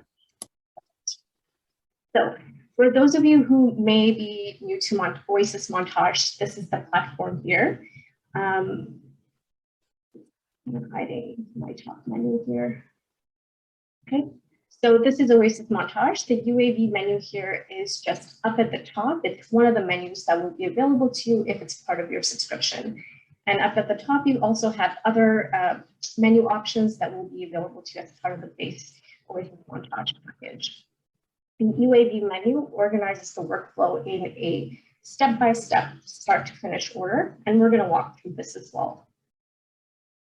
So looking at this data set here, we have a Crestone crater survey area in Colorado, USA. And this survey was flown in 2019 with a MagAero drone-enabled magnetometer from Geometrics by Ron Bell, who must be here in the audience today. And the objective of this survey was to confirm results from a previous survey done with a prototype of the system. And from what I understand, it did confirm improvements from the data collected with the prototype. And in this area, we're looking at a crater, supposedly, which is a bit of a mystery, since there's not actually tangible evidence of extraterrestrial rock in this particular area. So to start creating our survey, we head over to UAV. We want to start planning our survey using the survey planning tool. So we already can see the survey area outlined here in white and a LiDAR model here in the back. So all the program really needs at this point is a name, the survey area outline, which we see here in white. Oasis Montage is fully coordinate aware, so we'll need to provide a coordinate system and the LiDAR data that we see in the background. And from here, you can add in additional information, like how high above the ground will the UAV be flying, in our case, 1 meter above the ground, the line spacing, 10 meters, and you also have the option of choosing timelines. Once we press OK, the program will go ahead and then create a survey flight path based on these specifications. So let's go ahead and take a look at what that looks like. So here we have the survey path in blue. It's a little hard to see, so I'll just change the transparency of this DEM model. And so now we can start to see our traverse lines and our timelines as planned by the program, as defined by us. So now that we have our main survey path here, we know that we can go on to actually start flying, but just before that, we have to take into consideration a few things. We know that every drone has a range limitation. So here is when we can take that into consideration, and we can ask the program to create sub areas or sorties based on the known range of our drone, or the range limitation of our drone in line meters. So once you do that, the program will then go ahead and create what we call sorties or sub areas. You can see the program has generated 2 sub areas here in the orange outline and the lime green outline here. The program will also generate a convenient takeoff location, and you can see that here in the back here in this little white dot. So this is where the program has generated a takeoff location. And because we have access to satellite imagery through Oasis Montage, we can really easily pull that data in and then use that knowledge to perhaps change the takeoff location. If the program doesn't put it somewhere practical, it would be practical to go ahead and move that using the move takeoff location tool. So the workflow here will also define our sortie path. So it's actually going to go ahead and create a path for the pilot to fly the survey by assigning directional information. So here we can see that the program has gone in and added directional information from start to finish. So the pilot has that information when they're flying. The next logical step is the visual line, line of sight test. So as you can see, we're working in a kind of a chronological workflow. So this test here, you want to make sure you do this test before you go out and fly, just to ensure that the survey that you planned, you have the drone always within your line of sight as specified by compliance in your locality. So I'll bring up a VLOS test here. So this is a VLOS test, or the line of sight test, for this eastern sub-block here to the right. And with this, we can see that parts of the survey are below the line of sight required for compliance. The areas in white here, the pilot can see. And the rest of the survey, the drone is out of sight, perhaps due to topography or perhaps you need to change the location and the height of where the drone is taking off. So this is when you, as the survey designer, maybe want to ensure that you assign a second observer or change the location from where the UAV is being viewed. And this can be done right within the tool. You can assign multiple observers, assign their height. So once you're happy with your survey parameters, you're ready to go out and fly. And once the first of your sub areas are flown, you can start bringing the data in. You can do it one at a time using import templates for common magnetometers, such as the drone mag or mag arrow, or you can create your own pre-existing, or you can create your own templates and plug that in. The data gets imported one sortie at a time, or if you have multiple days worth of data, you can batch import it all together. And once the data is imported, you can start to do corrections or pre-processing steps. So let me just bring up flown data set. So here we've gone out and we've flown, and we have both areas flown, and you can see actual flight path that the pilot took, including some of the takeoff locations and some of the turnaround. This is great. It's pretty in line with our original survey plan. We can see they did a pretty good job, but we still need to clean up some of these turnarounds, and all these takeoff points need to be cleaned up as well.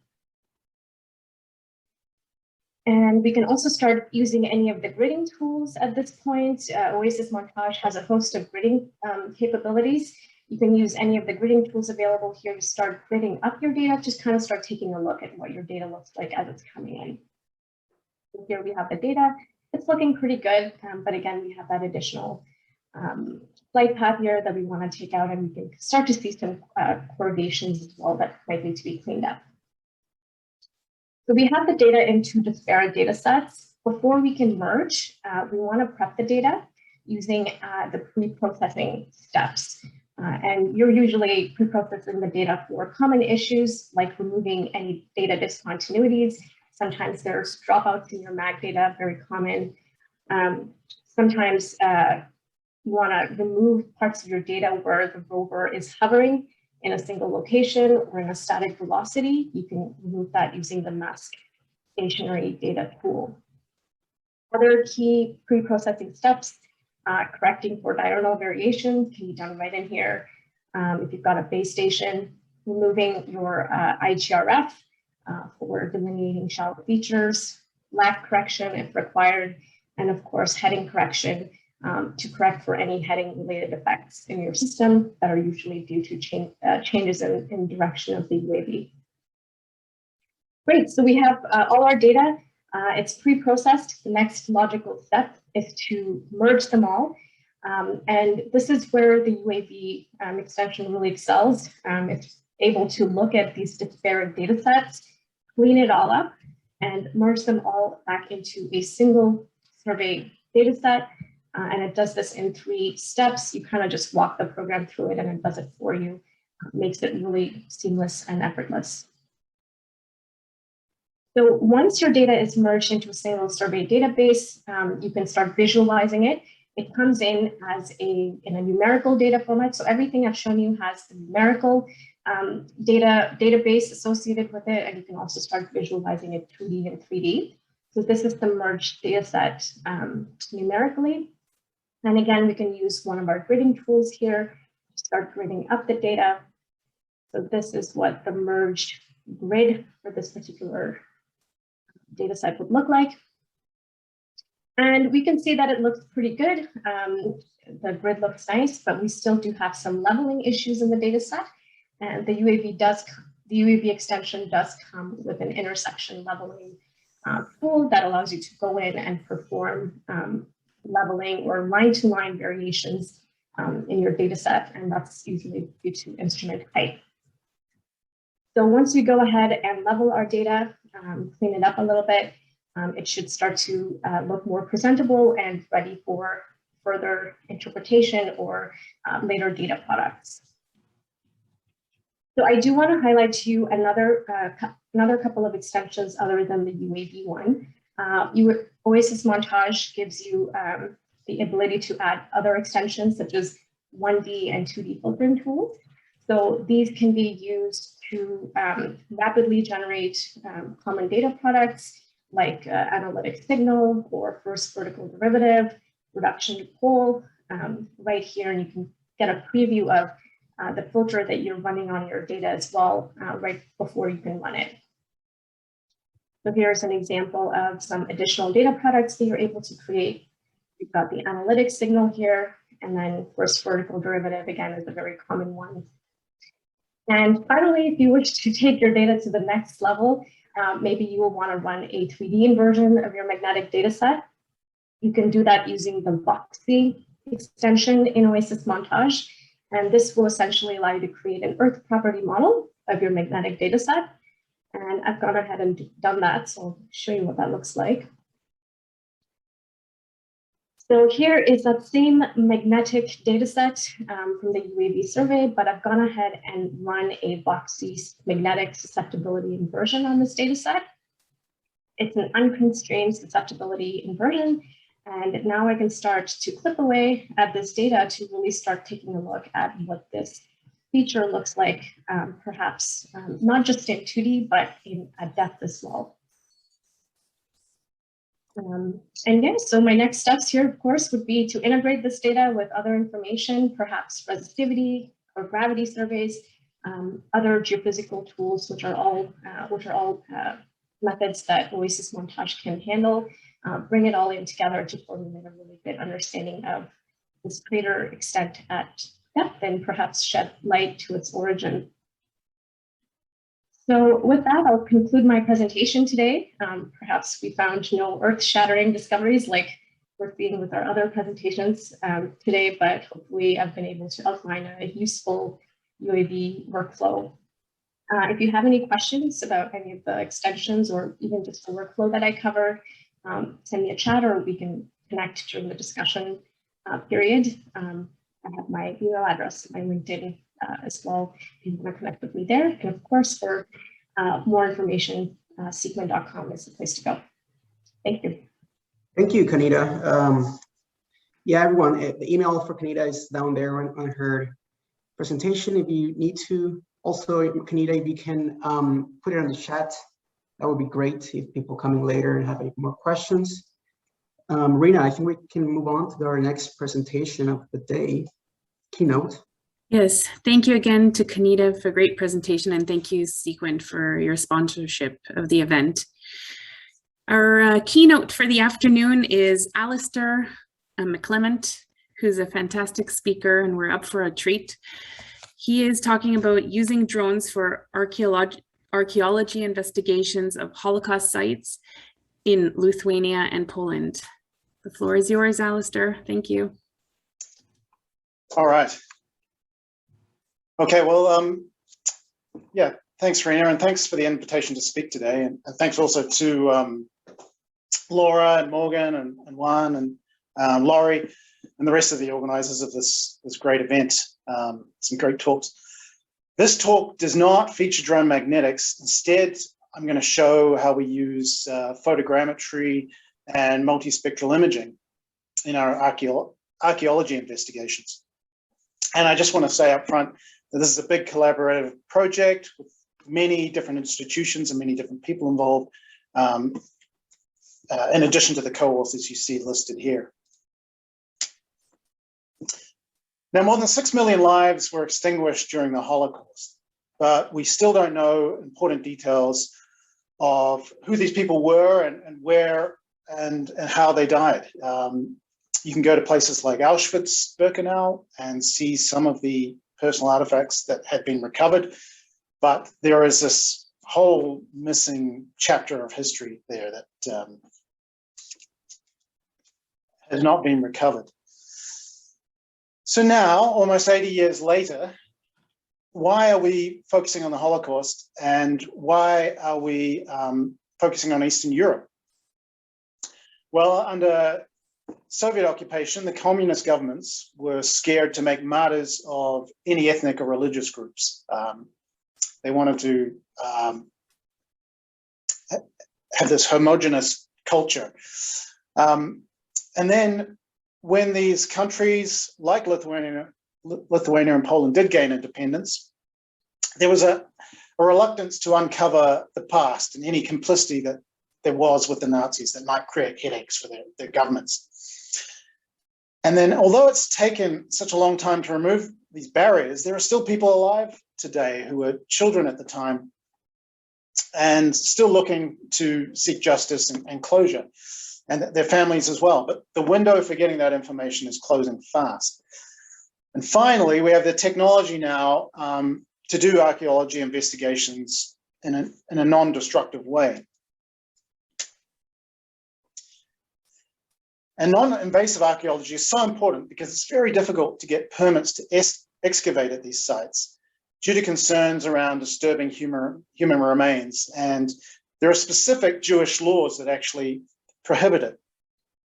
Now, in this example, from the Ponary extermination site in Lithuania, we used electrical resistivity tomography and LiDAR data to confirm the presence of a mass grave that was only known to exist from eyewitness testimony and a few grainy photographs.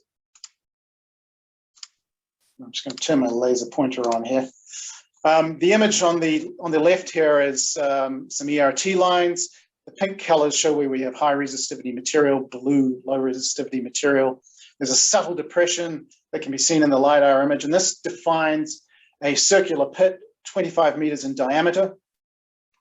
It matches a photograph of one of these circular pits. Well, this is confirmed to be the circular pit that was since filled in. It's now a dense forest overgrown. You wouldn't even know it's there. But this is how geophysics can be used to prove out these things.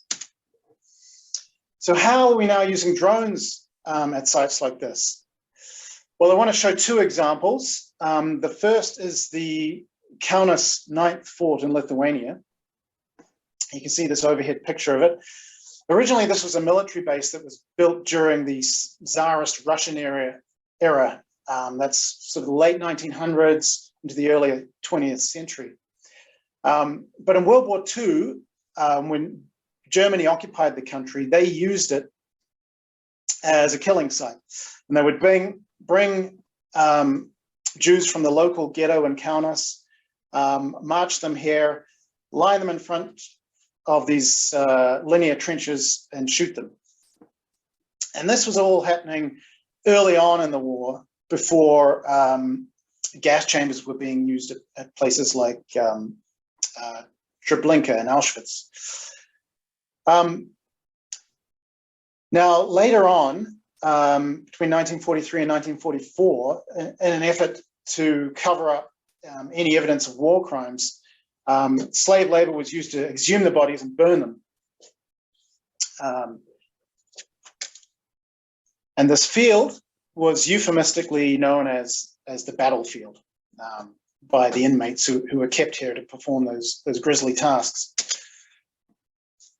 Now, when the Soviets reoccupied Lithuania in 1944, they did do some limited investigations at sites like these. They knew they were mass killing sites. But the motivation behind that was more to seek reparations from Germany, rather than to bring justice to the Jewish victims and their families, or to really respect Jewish burial practices. And the 9th Fort was somewhat unique because they continued to do these investigations into the early 1970s. And these are really quite crude investigations that would just go out and dig pits, see what they could recover at this site. And you can see some of the items that were recovered, a large number of shell casings, personal items. And they did produce this conceptual site map shown on the right here, and these red long rectangles are what they hypothesized to be the linear trenches. These brown squares are everywhere where they dug a pit to see what was down there. So it was very destructive what they did. And you can see they did a large number of excavations down here this corner here. And in the haste to modernize the site and move on and build something there that fits Soviet ideals, this large concrete monument structure that you can see in this overhead photo here on the left, this was constructed in the early 1980s, and it was dedicated to the victims of fascism who sacrificed their lives for the Soviet cause. And the picture on the right shows the deep foundations that had to be constructed for such a big structure. So after all this destruction, it wasn't clear what remained of the original graves. And so in 2017, we started a project with the Ninth Fort Museum there, and we wanted to use geophysics to see if we could map these trenches to help give them this more complete record of what happened there, but also to test different methods that perhaps could be used at other mass grave sites to be used for forensic work at other places, other countries. So we did a variety of geophysics, including using the UAV, and you can see everywhere we went, we had this looming concrete structure here of that memorial to the victims of fascism. So in 2017, the initial drone survey yielded this RGB image on the left. Straight away, we noticed this pattern of light and dark bands on the field. And when we also, via photogrammetry, produced this digital elevation model, and we overlaid that conceptual site model on it to see how it might fit. And we noticed there was a pretty good correlation between the spatial arrangement of these light and dark bands and what was hypothesized as where the trenches were.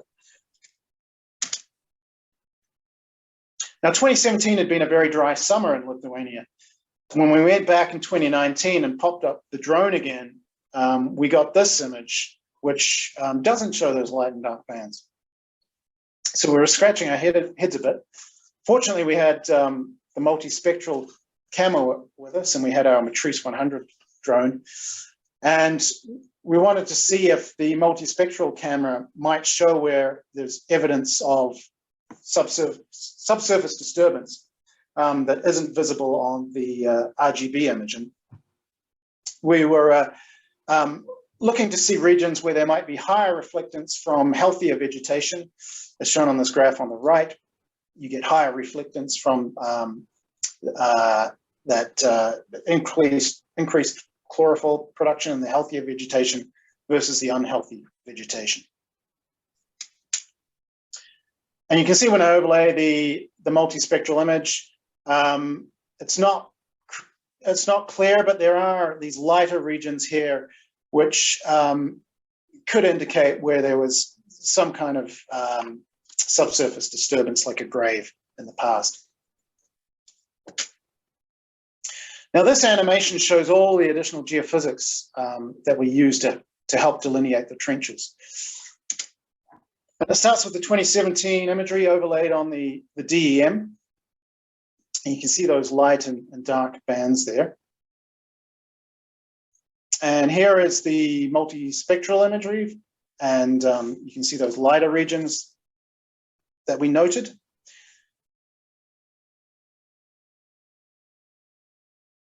There's the 2019 image. We also did an EM61 metal detection survey, and you can see this concentration of metal around the monument, clearly largely disturbed. There are other regions of metal that could be related to the graves. The magnetic radiometry survey picked out, we noticed these linear features, including this large one, which we think is a buried water pipe that was put in after the war. The GPR image also shows a part of what looks like that trench for that buried water pipe, not necessarily a mass grave. Here's the 2019 image. And finally, we did do some ERT sections to look how soil resistivity was changing on the subsurface. Didn't produce great correlations between ERT lines. But here is the conceptual site map overlaid on the end. So unfortunately, our conclusions were that the site was heavily modified through construction of the monument, and we think also through landscaping of the field afterwards, you know, just to improve the aesthetics of the site, I guess. But there were hints of the trenches in the data we collected, and the white and light blue dashed lines show where we picked out what we interpret could be trenches from the drone data. These yellow dashed lines show where we picked out lineations from the magnetic radiometry survey, and the purple is showing where we had concentrations of metal. We think that in the northern area of the site up here, it's heavily disturbed, but we do see indications of 12 trenches, which correlates with the 14 trenches that were described from eyewitness testimony. So we provided this map to the museum. They're going to use it as a document to help preserve the site. Our second study is in Warsaw, Poland. And between 1940 and 1943, nearly 500,000 people were forced to live in horrific conditions within the Warsaw ghetto. Many died from disease and starvation, but most were rounded up in a series of deportations, loaded onto cattle cars, and taken to extermination sites like Treblinka. By 1943, only 35,000 of the original 500,000 were left in the ghetto. And in April 1943, a final liquidation was planned, and it was intended to be a birthday present for Adolf Hitler at the time. But the SS troops who entered the ghetto were met with fierce resistance, as resistance fighters used improvised and smuggled weapons to fight back. So they fought from rooftops and staged guerrilla attacks from underground bunkers, including the one shown on the lower right here. These were constructed in the basement cellars of buildings in the Warsaw ghetto. Now, they held out for a month, which is longer than most countries did against the Nazis. But the tide turned, and as the SS troops started to demolish buildings by just dynamiting all the concrete structures, the resistance fighters ran out of places of refuge, and they were forced to retreat to a bunker under the ruins of 18 Mila Street. The Germans eventually discovered the bunker entrances, and they gassed the bunker. And it's estimated that 300 people were inside at the time. Some did escape, but it's not sure what happened to the rest. Certainly, most of them died within the bunker. And the story is told in this classic novel by Leon Uris that came out in the 1970s. And more recently, it's described in Judy Patalian's book about woman resistance in the ghettos. But there were no survivors who could tell first-hand accounts of exactly what happened in the bunker when it was discovered. And after the war, and after the Warsaw Ghetto Uprising, the area of the ghetto was just completely demolished. And you can see this picture in the top here. It was just a pile of rubble. This red circle shows approximately where 18 Mila Street or Mila 18 was located. Now, the photo on the lower left, we think is a photo from the rubble over Mila 18 taken in 1945. Today, the site has been preserved, and there's a small hill that commemorates where the bunker is thought to have been under the 18 Mila Street property. And you can see from the image above that even the street locations are completely erased. It's just wiped off the map. So the question remains, are parts of the bunker under 18 Mila Street still intact? What's left of them? Most other places in Warsaw, as they constructed buildings and rebuilt, they dug out foundations and just took everything off to the landfill, and there wasn't a lot preserved in the historical record. But here we have an relatively undisturbed site where there may be intact structures still below. So the Warsaw Ghetto Museum invited us to see if there was any evidence that the bunkers were still intact. And as we did at Fort 9 at Mil 18, we started with our drone before moving to the more detailed investigation. And this Google Earth image shows the Mil 18 memorial site. You can see this circular structure here. To the north, there is this undeveloped field. Now, when we overlay our multispectral image, we noted two linear structures on the field to the north here. And we had access to the 1936 street map. And these lineations appear to match up with the boundaries of what was Muranovska Street, which wasn't reconstructed after the war. And the blue rectangle here shows you the property boundary of Mil 18, but it was known that the bunker, being so large, was constructed under adjacent properties. Now, interestingly, there was also this manhole cover visible in the field, and we were really curious, what does this lead to? And we actually got permission from the local government to access that manhole and go down into the disused sewer canals that were constructed pre-World War II.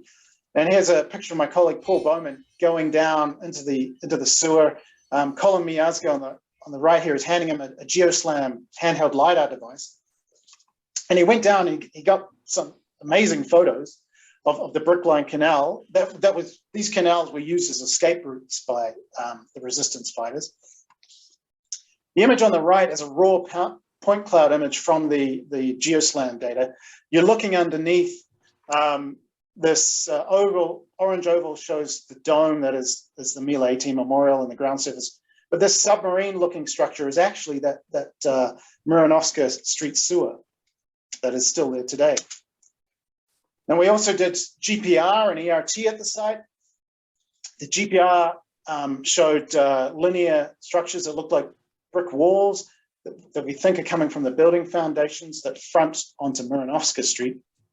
The ERT shown on the lower left here shows these high resistivity features, including the rubble layer at the surface, which is widespread across undeveloped areas of Warsaw. It's just this layer of rubble and brick. But deeper down, you can see these distinct anomalies that we think they're very high resistivity. We think they're associated with voids or partially filled voids from either those basement cellars that are still there intact, or from bunkers that were perhaps constructed beneath the basement cellars. And putting it all together in another animation, here we have the 1936 street plan overlaid. Mil 18 is located here. Here's the multispectral imagery showing the boundaries of former Muranovska Street. And when we look underneath, here are the two pre-war sewer canals that were under Muranovska Street and Mila Street. We got permission to go down the one that was left under Mila Street as well. We have the ERT data that we collected across the site. And as this swings around, you'll see here are some of those high resistivity features that we think are parts of the basement cellars or the bunker. And they were present on several lines. And this is convincing evidence. Working with our colleagues at the Warsaw Ghetto Museum, we are currently seeking a permit to excavate these sites in the hope that we can go down and recover some heritage items. And we've already done an excavation at another site in the Warsaw Ghetto that was very successful. And this is hopefully going to be our next excavation. So to summarize, the drone-based photogrammetry was really useful for starting to plan a geophysical investigation. And as you saw from the Fort 9 imagery, the timing of when you get those images is important. The seasonality can affect what you see in the vegetation at surface. And putting all of that information into 3D visualization really helps tell the story. You can put in current photos, historical maps, and bring it all together. And just as a teaser, I want to show you these two drone images we got from Auschwitz-Birkenau this past summer. They were taken over Crematorium 3 at the site. We haven't analyzed the imagery in detail, but we hope to get permission to do another geophysical program and collaborate with the museum there. And this may lead to recovering artifacts that help tell the history of the site, including diaries that were known to have been buried there. So that concludes my talk, and I'm happy to take any questions. Awesome, Alastair. Thanks. Really great talk and presentation. Great to see all your geophysical techniques being used and good correlation on both studies so far. And I hope that the ones to come are even better. If you guys have any questions, please post them on the Q&A for Alastair. Alastair, I also encourage you to put your email on your chat so that people email you directly as well. We do have one question, and one of them is, what software did you mesh stitch your multi-system geophysics data? What software do we use? Well, you can probably tell from a lot of those plots that I show that we're using a lot of Seequent software like Oasis Montage, okay, and Leapfrog Works for the 3D visualization. But pretty standard commercial software for processing our data. Great. Let's see if we have more questions coming up. Please feel free to post them on the Q&A. I do gotta say, Alastair, good correlation, with that ERT on your second study, where those voids could be. That's a good indication of that bunker location. Yeah, we actually, just 2 weeks ago, we did an excavation in another part of the Warsaw Ghetto, where the ERT appeared to show what looked like intact building foundations. And we weren't sure what we were going to see when we excavated, but yeah, we uncovered like intact brick walls. There was brick collapsed inside, but also all these artifacts that we pulled out, including lots of important artifacts proving that these were Jewish residences, and even a silver pendant that had names on it that we could use to do some genealogy work and hopefully help piece together the story of who lived there at the time. Perfect. We have one great question from Dennis that just showed up. Any shallow seismic at either of these sites? If not, why? No, we haven't done any shallow seismic. And part of the reason for that is doing this international work, we're fairly limited to the amount of gear we can bring. ERT was sort of seen as this very versatile, portable, useful tool that we could use at all these different sites.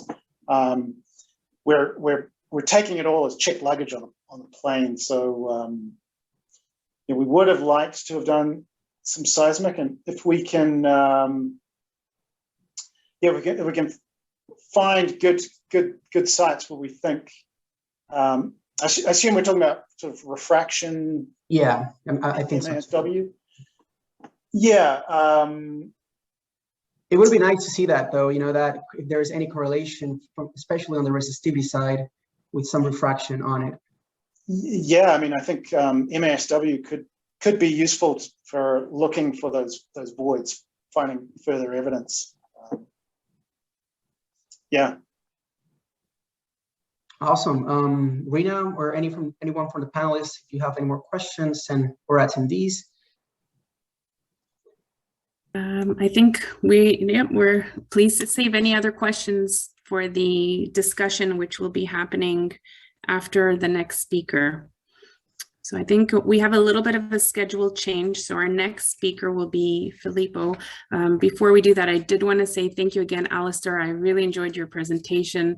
and for all your contributions to the Holocaust research. For those who don't know, Alastair has been featured in several documentaries, like the Holocaust Escape Tunnel, which I've seen myself, which is really cool. So definitely check out Alastair's projects. And so, yeah, thanks, Alastair. All right, well, our next speaker is going to be Filippo Accomando, and Filippo is going to be talking about the on the use of 2 different flight configurations for drone-borne magnetic data. We're looking forward to this talk. Filippo, it's all yours. Good morning. Okay. Thank you. Okay, perfect. So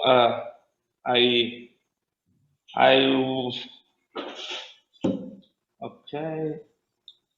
So before I say that, one of the simplest and most effective strategies is to suspend the magnetometer at a certain distance from the drone, and however, this choice could compromise the stability of the flight, for example, in case of windy weather, and can create unwanted periodic variation in the data generated by the oscillation of the magnetometer sensor. So the goal of this study is to test the quality of the drone-borne magnetic data acquired over near surface targets using 2 different UAV magnetometer configurations. The first one that we call F0.5 configuration is the most stable and safe, and the magnetometer is fixed to the lens lead of the drone, but is located at a distance of only 50 centimeters from the rotors. While in the second configuration, the F3.0 configuration, to minimize the noise to the drone, the magnetometer is suspended with nylon ropes 3 meters below the platform. It's clear that the need to stabilize the magnetometer during flight and to minimize the UAV-related noise solicit the implementation of contrasting strategies, so that the solutions tested in this study can be considered as end members of possible flight configurations for a magnetometer UAV system. Then we checked the quality of the UAV data by comparing them to a magnetic ground dataset, which we can consider as a reference for clean and valid data. The acquisition took place during the activities of the SCG Field Camp, organized in September 2020 by the SCG student chapter of Naples.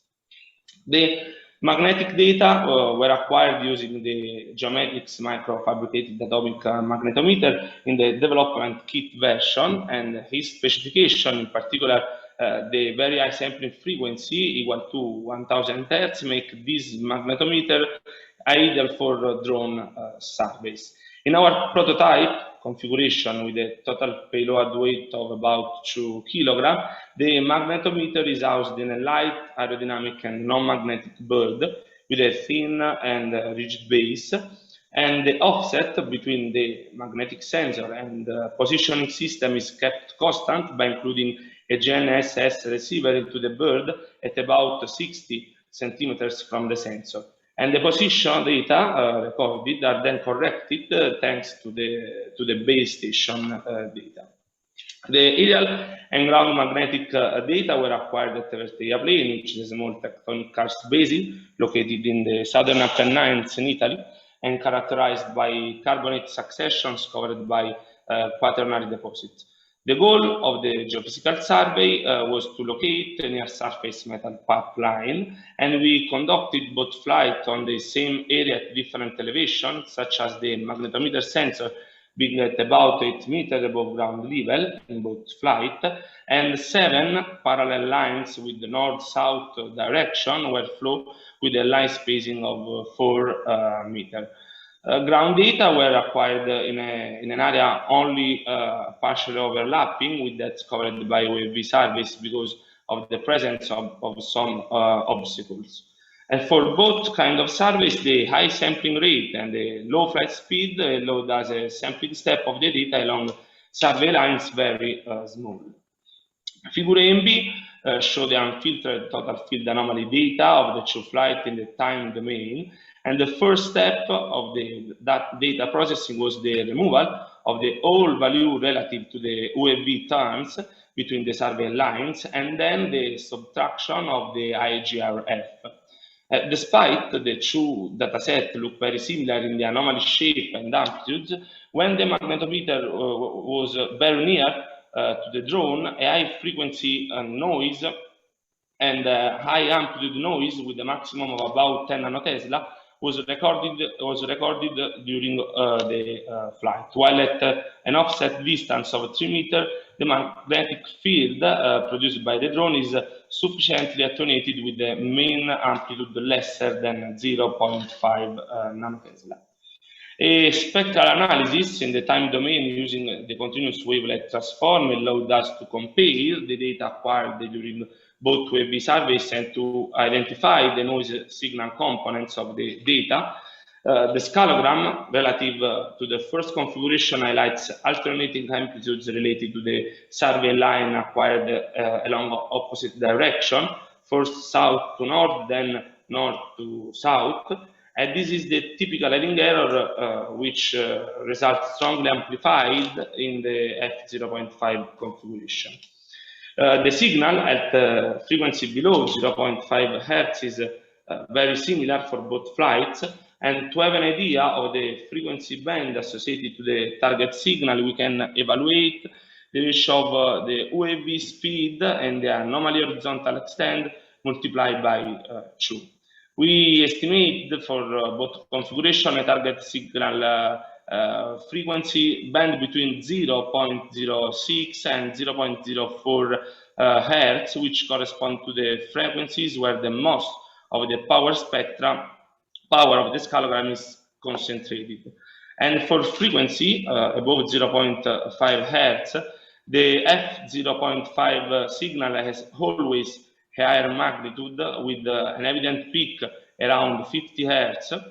This feature is mainly due to the significant platform-induced magnetic and electromagnetic interference, and to a lesser extent also to the power electrical lines present in the area.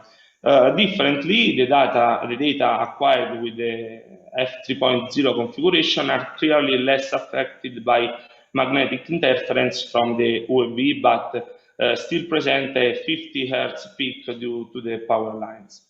To compare easily the two datasets for each flight, we compute the sum of the scalogram magnitude at each frequency, and the two datasets result clearly very similar for frequency lower than 0.5 Hz. So we apply a low-pass filter with a cutoff frequency of 0.5 Hz to safely remove the noise and preserve the signal at lower frequencies. So interpolating the data recorded along the profile, we obtain the raw and filtered maps, and the results show that the position, amplitude, and shape of the anomaly related to the two different flights are very similar. Two main groups of anomalies can be distinguished. The first located in the central sector with the greatest amplitude, and the other in the northern sector. The anomalies are characterized by typical alternating magnetic high and low that can be measured above a metal pipe. And to better locate the varied sources, we computed the total gradient, allowing to locate the anomaly sources in correspondence to the maxima. And the analysis of the total gradient computed along the data profile helped to recognize the presence of two sources in the northern area and one in the central area. The magnetic data of ground survey were analyzed with the same procedures used for aerial data, and interestingly, the scalogram of the ground data appear very similar to the scalogram obtained from the f3.0 configuration. In the ground data case, the peak at 50 Hz can be ascribed entirely to the power electrical lines present in the area, and this suggests that drone-borne magnetic data are relatively free of UAV noise when the magnetometer sensor are at a distance of at least 3 meters from the UAV. And as the approximate frequency band relative to the target signal is similar to the drone-borne magnetic data, we applied to the ground data the same low-pass filter used for UAV data. And by comparing the total magnetic map of the three different surveys, it's clear that the higher resolution of ground survey allow locating the presence of two distinct linear trends in the northern area. So we can consider the ground dataset as a reference for clean and valid data. So as a quantitative quality control for drone-borne data, we estimated the source depth from both drone and ground magnetic dataset. And with this modeling, we wanted to check if the different condition in which the magnetic field was measured during the flight with the magnetometer at 0.5 and 3 meters from the drone, as well as the successive data filtering, might have distorted the signal, or conversely, if the integrity of the target signal was preserved. So we estimated the source depth using the Euler deconvolution method, and we applied this technique along the data profiles, considering the very small spatial sampling step. And we assume the structural index value equal to 2 and window size of 2.5 meter. This is an example of application of the method where the solution cluster indicates the presence of 3 different sources at about 2.5 meters depth. However, the survey profile do not cross perpendicularly these 2-dimensional sources, so that a standard correction factor was applied to estimated depth, considering the angle between the profile direction and the line perpendicular to the source. And the estimate depths were significantly consistent for the 3 different datasets, and in detail, the data acquired in the F0.5 flight configuration provided an average estimate depth of 1.76 meters for the source of anomaly S1, which was 7% less than the average depth obtained from the F3.0 flight configuration and ground dataset. While in the northern sector, from UAV data, we detect a single anomaly, and in this case, the depth estimated from the 2 aerial datasets were consistent. On the other hand, the ground survey had sufficient resolution to separate the effect of 2 linear sources, showing, however, a very good agreement with the depth estimated from drone-borne magnetic data. So we can conclude that the magnetometer could be placed even near to the UAV in all the cases when it's necessary, for example, in case of non-optimal weather condition. And in general, the flight speed should be sufficiently slow to favor a good spectral separation between signal and noise. And if positioned very near the drone, a good practice should be to program the flight without the 180 turn at the end of each line to avoid the having error. And the use of a magnetometer operating at a fast acquisition rate, in our cases 1000 Hz, is strongly advised to detect the high frequency typically due to the UAV electromagnetic noise. And the result presented in our study regard the survey over intense magnetic anomalies in case of weaker magnetic effect, for example, in archaeological area and some mining application.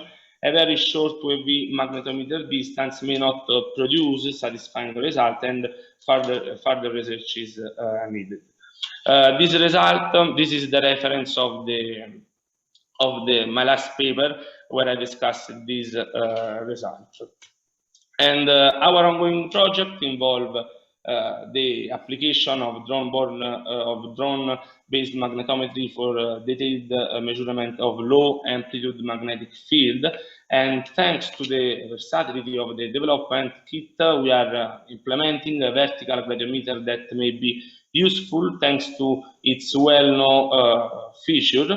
And moreover, we are testing a UAV magnetometer system involving a very accurate real-time kinematics flight positioning system, which will allow planning surveys having a tight line spacing, as well as the use of a radar altimeter able to maintain a constant altitude over terrain. So our next goal is to use our system for archaeological application, for which a high resolution survey and a low flight altitude and a small spacing between the flight line are required. So thanks for, I finished. Thanks for listening. Thank you, Filippo. Thank you so much. Great talk. If you have questions, again, please type on the Q&A. While they come up, Filippo, I do have a question on your conclusions. You say that for the magnetometer, when it's placed closer to the UAV, not to do a 180-degree turn, then what do you recommend for that scenario? I think that okay. I think it's easy to program these during the flight. When you program your flight, you can choose how to move your drone during the flight. So it's an operation that you can do before the survey, when you decide the flight path, and you can choose this type of this is a choice that you do before the flight when you program your flight. Okay, thank you. We do have a question from Mel Rogers. In your recommendation, how slow is sufficiently slow to ensure spectral separation? Okay, for example, in our cases, we use we choose we use a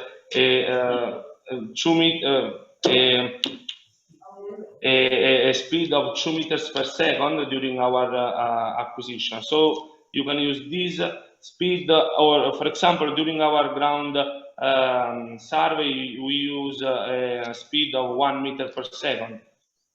In other cases, when the speed is higher, you could not have this type of result during the spectral analysis.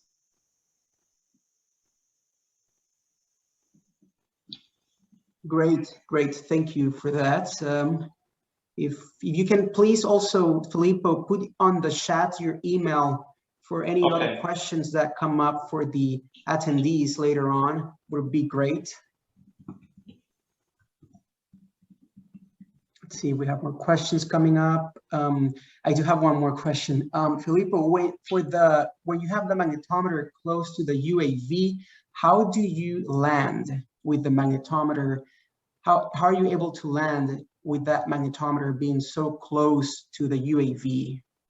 Oh, it's the same process. We don't change the mood for the takeoff or for the land, because our magnetometer is fixed to the landing slab. We don't have any problem. And it lands without any issues with the magnetometer on the bottom? No, we didn't have any type of issue. Okay. Using our type of UAV.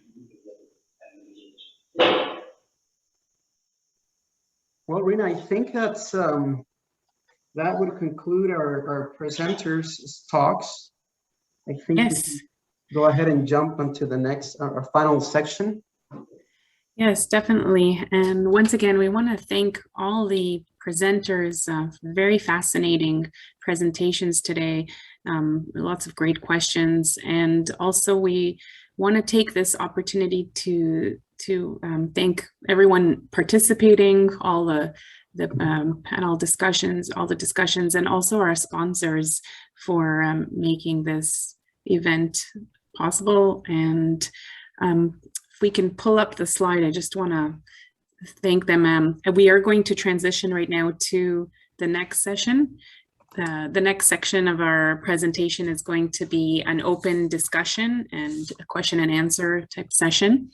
And we encourage everyone to come in. You can click on the bottom and raise hand on your Zoom screens. There's a little raise hand sign, and that will alert us that you want to make a comment, and that way we can unmute you and you can ask your questions. So thanks Laurie for putting that up. We want to thank again our sponsors, our platinum sponsors, Axiom Group, Geometrics, Seequent, and Skyfront, and our silver sponsors, Collier Geophysics, Edcon PRJ, Geometrics Limited, MedUSA, and Southern Geoscience. Thank you everyone for that. We're going to be online for about an hour or so. If everyone wants to, if anyone has a question, again, the bottom, raise your hand. And this is a chance to ask the questions to any of the speakers that we've heard today. It can also be a general question to everyone in this discussion. We've had about 80 people or so online, so there's lots of great yeah, they are. And again, will be placed under the panelist section, so you can directly, like Rena said, directly ask your questions. We'll be checking in to see if you all raise your hands for proper questions so that we can keep it as easy as possible. Well, while we get started, I do have a question for the entire group and presenters and or panelists, and this is something that sometimes comes up with my surveys. Have anyone experienced this, that when you're taking off with your, this is with not a rigid magnetometer placed on the drone, but with a payload, have you guys experienced any differences of altitude when you take off versus when you land? And this is on the same taking off, on and off from the same location. I just want to see if anyone has experienced that before, if on the altitude, if you all have seen any differences. I can maybe talk on that a little bit. What kind of system are you using? Like one of the DJIs or something like that? So we use the M600 and for the UAV, and we use the Mag Aero for the sensor. And the problem is, so like you'd level your drone at say 0 is your takeoff height, and then when you come back, it's either above or below that. Usually above, yeah. So the way that those drones fly and determine their precise height above the ground is with barometric pressure. Mm-hmm. So when you take off, it sets the barometric pressure and that zeroes it. And if that changes throughout flight, you're going to get a drift of the UAV as it flies around. So we've seen this as well, like upwards of 5 meters with those drones. So you have to be mindful of that with the older ones. With some of the newer systems that have better GPSs, that have maybe a better tolerance on that, they can maybe correct it a bit. But these are how all the old kind of drone systems would fly, was based off the barometric pressure. And if you have a front moving through or something like that, it would definitely change the elevation and you get a drift from that. So okay, good to know. Anybody else have some experience with that I want to share?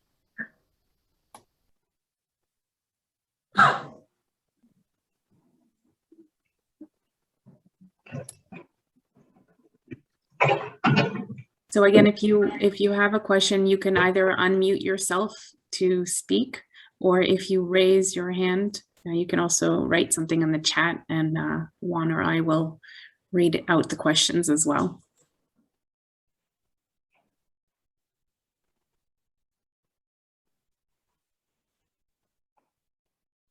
I'm checking in just to make sure there's no raised hands. I have a question coming in from Jeff Gaming.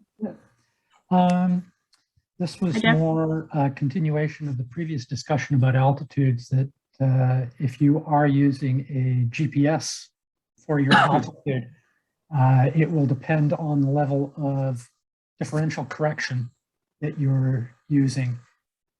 If you're using, because most GPSs, the altitude is, the accuracy on the altitude is probably half that of the lateral positioning.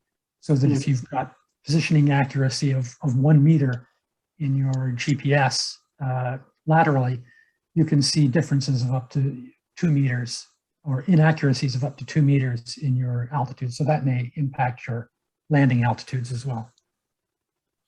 Great, thank you, thank you. Alastair, I don't know if you're around. I do have a question to you, if you're around. Have you guys thought about doing any drone magnetic surveys? Yeah, we have actually. I did show that magnetic gradient data we had from our Bartington system.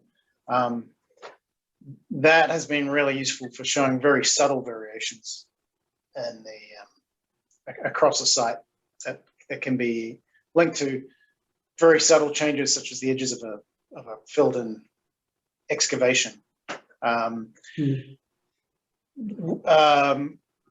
Yeah, I wonder, if there was something equivalent, magnetic gradient sensor on a drone, that would probably be a bit of a game changer for archaeology. We have our own GEM systems magnetometer that we fly from an M600, and we use that for other applications like wellheads and things. Yeah. But for those archaeology sites where you're looking for very small, might not be applicable.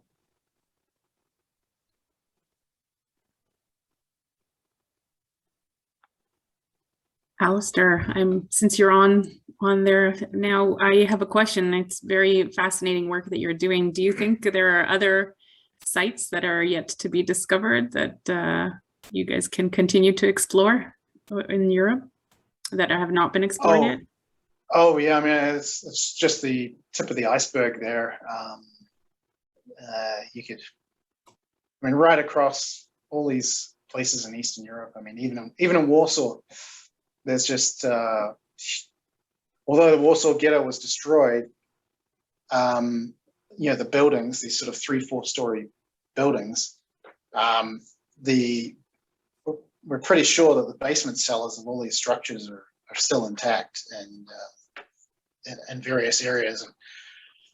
And every day you seem to hear news from some construction workers that are pulling out bodies from skeletons from that period and artifacts, just stumbling upon them. It'd be nice to sort of get ahead of the curve to do some geophysics to protect these sites, do more careful investigations rather than just some backhoe coming in and just destroying what was there. Yeah, some areas for future exploration then. We do have some questions coming in through the chat.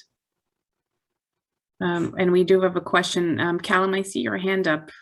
Do you want to have a question? Yeah, I had one question, but I can also take a stab at Michael's question there and then see if anyone else wants to add to it. So Michael asked, several presenters talked about heading error being a large source of noise during the bird swing, but we think that even with 5-meter tether, the movement of the bird relative to the magnetic field of the drone is a significant component of this noise. Has anyone seen this as well? So throughout my work, what I found is that the swinging source can be from 3 different main sources for just the signal within the data. The first one that I found is that it can actually be due to the Earth's geomagnetic field. So if you're flying across, let's say, a really strong target and your bird's swinging as it's going across that, the actual geomagnetic gradient that the bird is swinging through can cause a signal within your data. So I have examples in some of my surveys where you can see this quite clearly over specific targets. Second one, of course, is if you have the magnetometer too close to the drone, you can get the exact same effect, but this time due to the electromagnetic interference from the drone. So now you're swinging through the drone's electromagnetic interference signal, which will give you a swinging signal. And then the final one can be related to attitude variations, which we saw. So magnetometers, if you move them throughout space, certain ones, even if there's no geomagnetic gradient, what you can still get is a heading error related to that. And I've seen this in surveys where, we've suspended the magnetometer below the drone, so it's not in the drone's field. You're looking at areas where, there's only maybe a 10 nanotesla signal throughout the entire survey area that's 2 kilometers long, and you still see a 5 nanotesla swinging signal. So those are the 3 kind of main ones that I've seen, but I don't know if anyone else wants to comment on that. Which I think, to add on that, Filippo, our last presenter, did discuss your second case where you have the magnetometer close to the drone and versus, when you have suspended, 2 meters or 3 meters below your drone, how different it makes. Yeah, I can add on that as well. If you can hear me. Yeah. Excellent. Yeah. So I completely agree with that, and I think Callum's presentation, paper on these 3 different sources is very accurate. So we also see a very small disturbance at 5 meters when you have a sensor difference of 5 meters to the drone's magnetic field, and that's gone at 10 meters. But of course, it depends on the drone you're using. So really, you have to test that with the exact system that you're using. We found 10-meter cable length to be outside the interference field of all the different drones that we have, but that might not be suitable because you have to have a lot of power in excess to be able to handle swings and that kind of thing. And then you really also, in our opinion, you have to have a separate positioning on the bird itself, because the swing effect and the movement of the magnetometers can just be so big compared to the position of the drone. Yeah, especially at that 10 meters, I think that's quite a bit of a lot of processing to do for filtering that out. Well, I think the argument there is that you won't have a lot of necessary to filter because you have the exact position of the magnetometers. I think it's a slightly different strategy where you just kind of accept that you measure the field, not exactly where you want to measure it, and then you just work from there. So yeah. But yeah, for making grids, that's a bit more challenging. Yeah.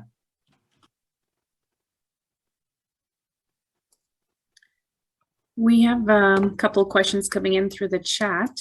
So Jeff Pettifer is asking, general question to all, what use has any made of roll, pitch, and yaw data in progressing corrections? Does anyone want to take a stab at that? I can continue directly and say that's absolutely necessary for what we're doing because we have the positioning system displaced in the bird from the sensors. So to be able to correlate the position of the GPS to the sensor on the bird that we're flying, you have to have the yaw, pitch, and roll of the bird. So we use that in every single data point. For maybe a different application of this, for a lot of the surveys that I've flown, which are looking at longer wavelength targets, what we find is that the swinging signal tends to have a wavelength that's a lot shorter than this, so you can just directly filter it with, say, a high pass filter and preserve your, say, geologic signals. The problem becomes when you start suspending the magnetometer even further down, you start increasing that wavelength so that it overlaps with your geologic signals. So it's no longer viable to be able to just apply a blanket low pass filter to this. So what you end up having to do then is look at correcting for the specific phase of this swing and relate that to your magnetic signal so that you're not just blanketly filtering out some of your target signals potentially. So this is definitely going to be a step that will have to be done moving forward, I believe, as well. Excellent. I do see another question here on the Q&A from Mel Rogers. The MAX surveys presented all, or maybe use scalar sensors. Does anyone have experience with vector, in particular flux gauge sensors? If anyone wants to give it a shot.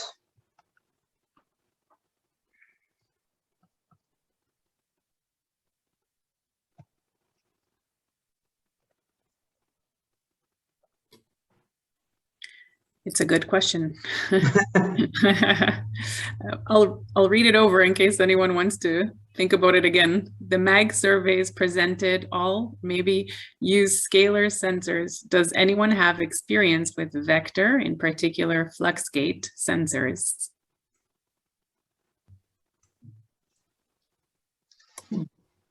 Well, I can maybe speak to that just slightly. I don't have direct experience, but my colleague does, and just in discussions, a couple of the issues with the flux gates that tends to come up is that they're temperature sensitive. They have a tendency to drift, and they need to be kind of calibrated routinely, and those can be challenges for using flux gates, and they're not as sensitive as the total field. So because they tend to be apparently kind of finicky, that's why many people go with the total field, because they want that boost in sensitivity, and they don't want to have to keep calibrating their instruments. So that's about all I know. I'm sure you could get into much more detail on that, but those are at least some things to consider. Thanks. I'll just add that while I haven't worked with fluxgate magnetometers, I know that there are quite a lot of groups that do. So I'd suggest doing a quick literature search on fluxgate and drones, and you should be able to find some interesting papers on it for sure.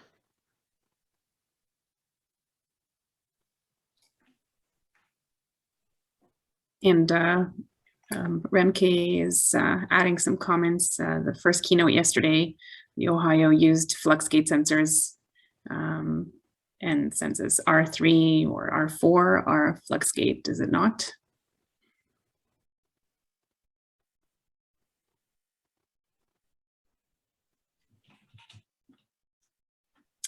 I think I had seen a hand up by Jeff Gamey. Jeff, are you still interested to make a comment? I was going back to the discussion of the tow cable length and reminding people, I guess, that at least for a simple pendulum, the period of oscillation is going to depend on that length. And that's a fairly straightforward calculation if you want to know the period of your bird oscillation below the drone. If you put multiple tethers on it, of course, that's going to complicate things. But also, if you're looking at towed systems and vertical gradients, there was the comments that a vertical gradient enhanced the near surface features, which is quite true. But if your tow cable isn't long enough, it will also enhance the signal of the drone, because that is also a near surface source, if you will. So remember to take that into account when setting up your survey, how close you're going to be to the ground and your targets versus how close you're going to be to your drone, and work out how much noise you're going to get with each of those situations. Alastair, do you have something to add there? Oh, actually, not to add. I have a separate question. I don't know if anyone. Okay. Responds to you. Yeah. Thanks, Jeff. Anyone want to add to Jeff's comments? Well, I can maybe chime in a little bit. With our 5 meter tether and the shape of the bird under there, there's kind of like a little bit of a styrofoam fish. I'm not sure how systematic the oscillations were, because the fish would get caught in the wind and it would kind of bob and weave, and as somebody said yesterday, maybe she called it sharking, kind of dragging to one side. It was tough to see exactly what it was doing, but it looked somewhat erratic. But that was one of the advantages of the MAG Aero, was that you have that positioning and the orientation on the sensor itself, so you don't have to do any translation there and estimating from the drone. And so that's how we were able to correct for some of those heading errors, which are pretty large in the MAG Aero, because we had that IMU data and we could back a lot of that out. So that definitely helps with the erratic behavior of the suspended load.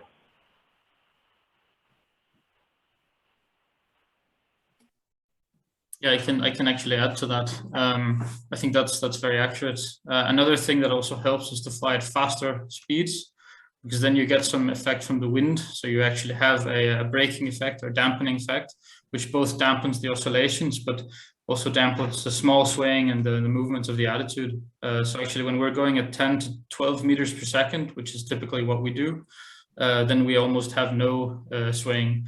But there is a different problem that arises, and that's because that you lose some of the control about the magnetic data line. So you can control the drone where the drone is flying, but the line of the magnetic data may be shifted, for example, due to the wind. So then you could have it consistently to the north if you're flying east-west, for example.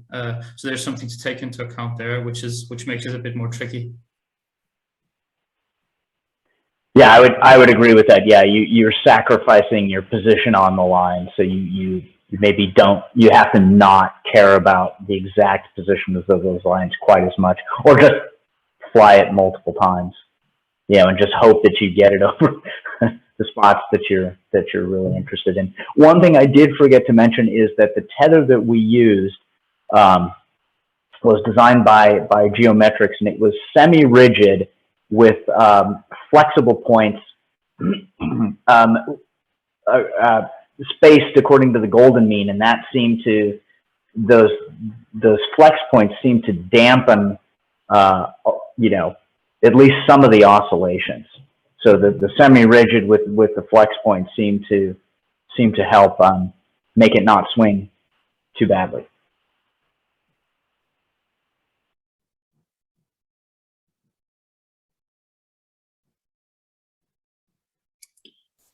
Alastair, you have a question? Thanks so much. Yeah. My question's around an application that I'm not aware of. Does anyone have any experience doing mag surveys for trying to delineate active faults, that is like quaternary structures? I've seen aeromag examples where they've been able to delineate a feature within glacial sediments. So they're assuming the different sources are coming from within the sediments rather than the bedrock. I wonder, does anyone have any experience with that?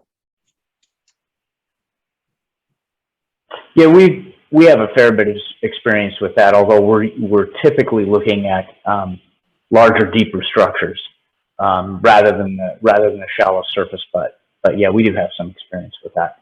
Was there something particular you were interested in, or I mean, generally we do the survey, and we're looking, we do the standard things of looking at the gradients and looking for discontinuities. So that's kind of the approach.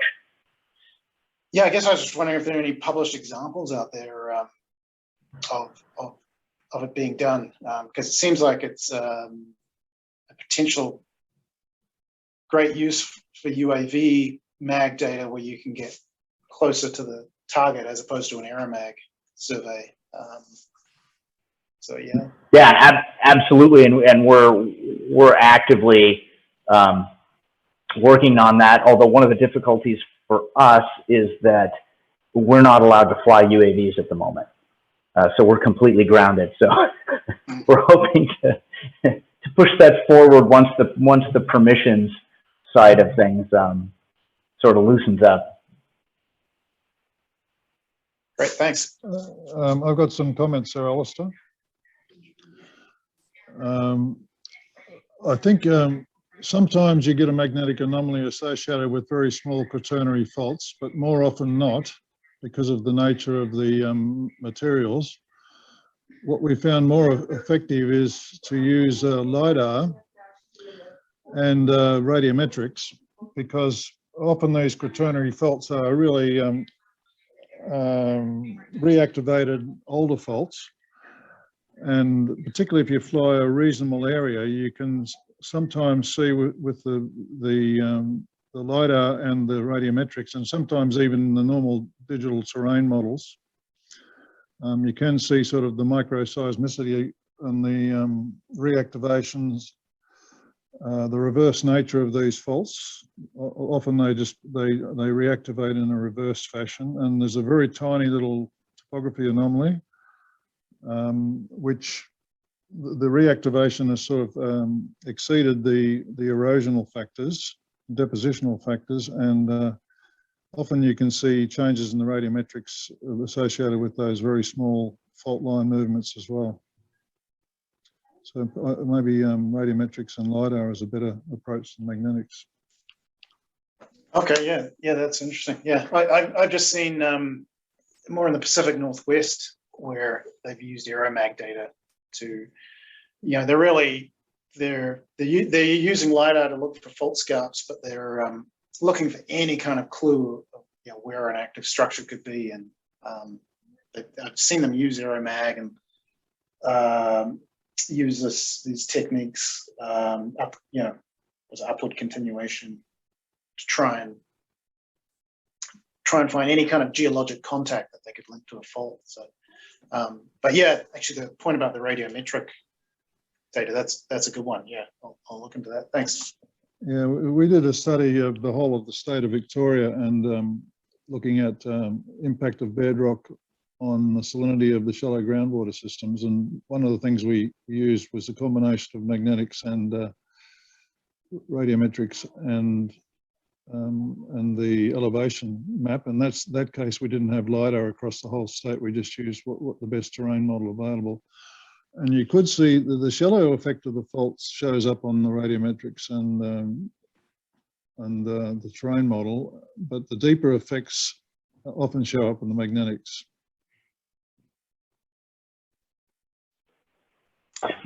What are the shallow effects picking up in that radiometric data? Because that's pretty near surface, isn't it? Yeah, well, often what happens is these very minor quaternary faults actually have a change in soil type, primarily because, you know, it could be just a different, Holocene or recent unit which has been exposed, and a different soil development either side of the fault. And it's a case-by-case thing. We sort of call it, it's a combination of microseismicity and pseudo-geomorphology, if you like, because the geomorphology is, you know, related to the combination of radiometrics and the LiDAR, and the microseismicity is shown up with a very, very tiny little elevation differences. Microseismicity is used quite extensively in New Zealand for trying to predict which faults are still active.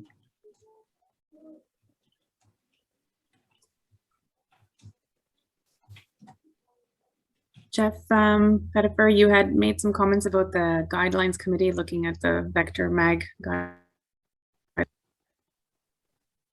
What is the guidelines committee? Can you expand a little bit on some detail on that? Yeah, that's, well, I'll be talking about the guidelines on the last day, but we've made quite a bit of progress on Scalar. We've still got a little bit of input needed from a couple of people on our committee that are giving input to the vector mag requirements. So I can't say much about it at the moment because it's been a while since our last meeting. I can't recall the comments that were made and the general technical discussion, but that hasn't been put in writing yet, but that'll be coming out hopefully by the end of the year.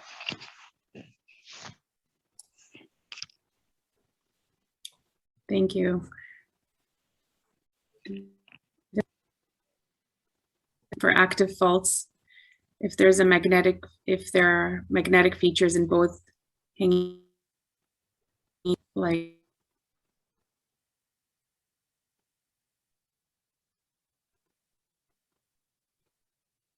hello. Oh, hi. Did I lose you guys? I don't know if I lost you guys or we lost you. I don't know. Zoom quit on me, so maybe there's some hints in there as to what is it. I was trying to go through the some of the comments. Can you guys hear me okay now? Yeah. Okay, I got a Zoom crash. I think there was a question from Mel. For active faults, if there are magnetic features in both hanging wall and footwall, like dike swarm, you can look at wavelength for those features and calculate the offset. So I think maybe there was a comment there. Yeah, I think that's one for Alastair. Yeah, great thing to know. Yeah. Okay. Yeah, that's a good point.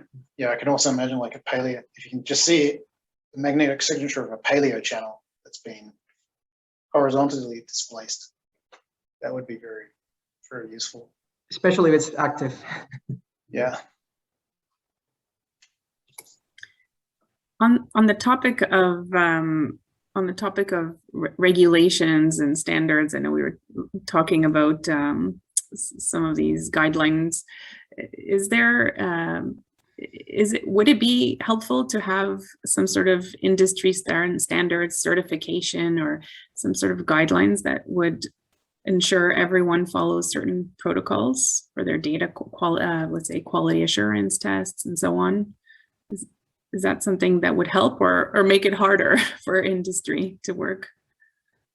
We had discussions about guidelines versus standards in this committee that I'll be talking about on Friday, but it was decided that standards are very, very hard and expensive and long-winded to get in place. You want an ASTM standard or something like that.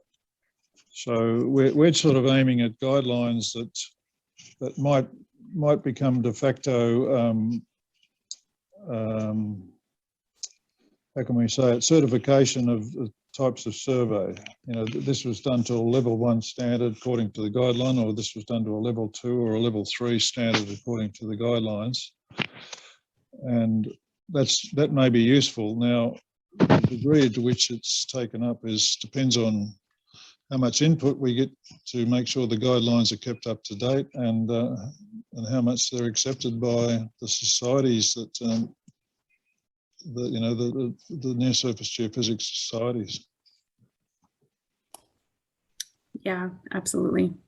And Jeff, thanks for your comment as well about the last abstract for guidelines committee details. So we'll definitely have to review some of those.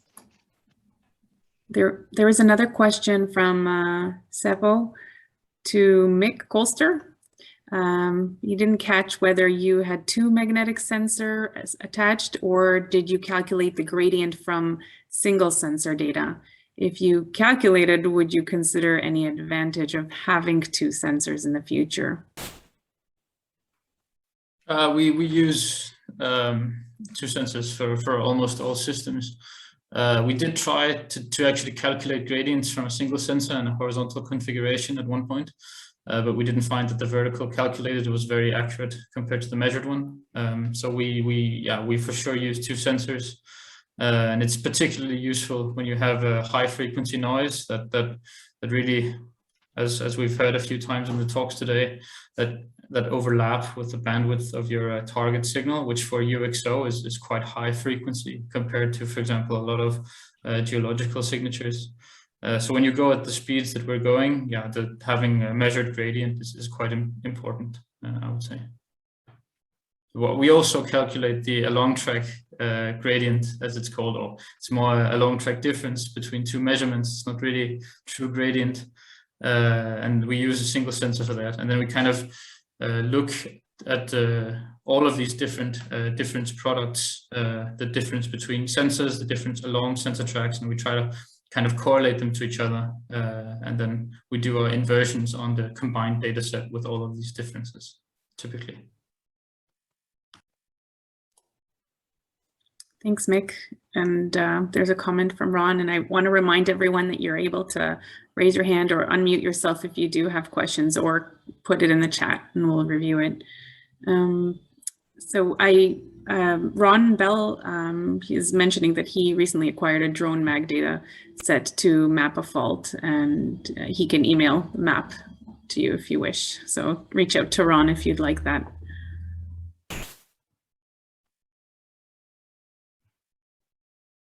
Any other questions? It's a great group of experts online and an opportunity to discuss some projects, challenges, successes. Everything. Everything. I think James Jensen's speech, adds to that, Rena, to your question regarding some regulations and stuff like that. And I think a lot of it also depends on from client base, what their requirements are and all of that. Yeah, that's great. I see a question by Richard 14. Do you want to unmute yourself? Yeah, sorry, it's not really a question. It's a more a comment regarding standards. I'd raised my hand, but most forgot about it. The airborne geophysics industry has been using guidelines and not standards for years, and I guess the published guidelines usually contain statement of requirements for contracts, and we see those statement of requirements in pretty much all contracts, especially aeromag and radiometric. And they became like de facto standard in the sense, but they provided, I guess, more flexibility to the industry to provide services, I guess. Yeah. That's my comment. Thanks for that, Richard. Any other questions? Or any other topics that you would like to discuss with the group? Here's your chance. I think there is a question actually from Gary Young. It's for Mick and anyone else. What value will there be in drone mag data for utility locations and specifically buried utilities?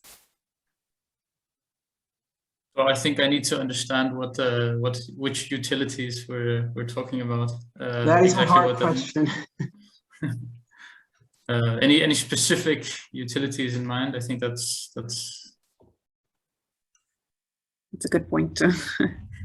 Has anyone had experience with utilities, pipelines down to 10 centimeters? How about that?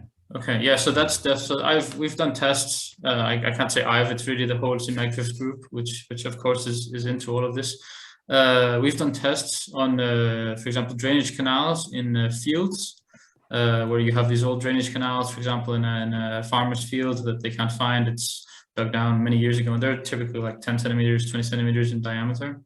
And you can see those sewage pipes, buried electrical cables. They all show up very, very easily on this magnetic data. I mean, we're talking about gradients much higher than the smallest UXO we've been looking at. So that's definitely possible. One thing we did find in the survey with the pipes, specifically talking about the one in this the field, we have the drainage pipes, is that they're oriented in all sorts of directions. So the line spacing you need to kind of remediate that, if they're parallel to the flight lines, is quite. You have to have really dense data. So you need to employ some strategies where you have to fly in different directions, so kind of like in a grid, if you want to do that. But yeah, it's definitely possible. Yeah, to add on to that, to make, here in Texas, we've done several jobs for pipelines, and definitely if you know the orientation of that pipeline, it's great to just hit it perpendicular instead of parallel to better understand the location of it.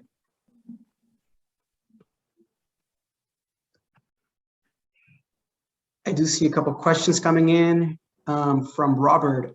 For anyone, does anyone have experience with using fixed wing UAVs? If so, how has noise and data differ from multi-rotor?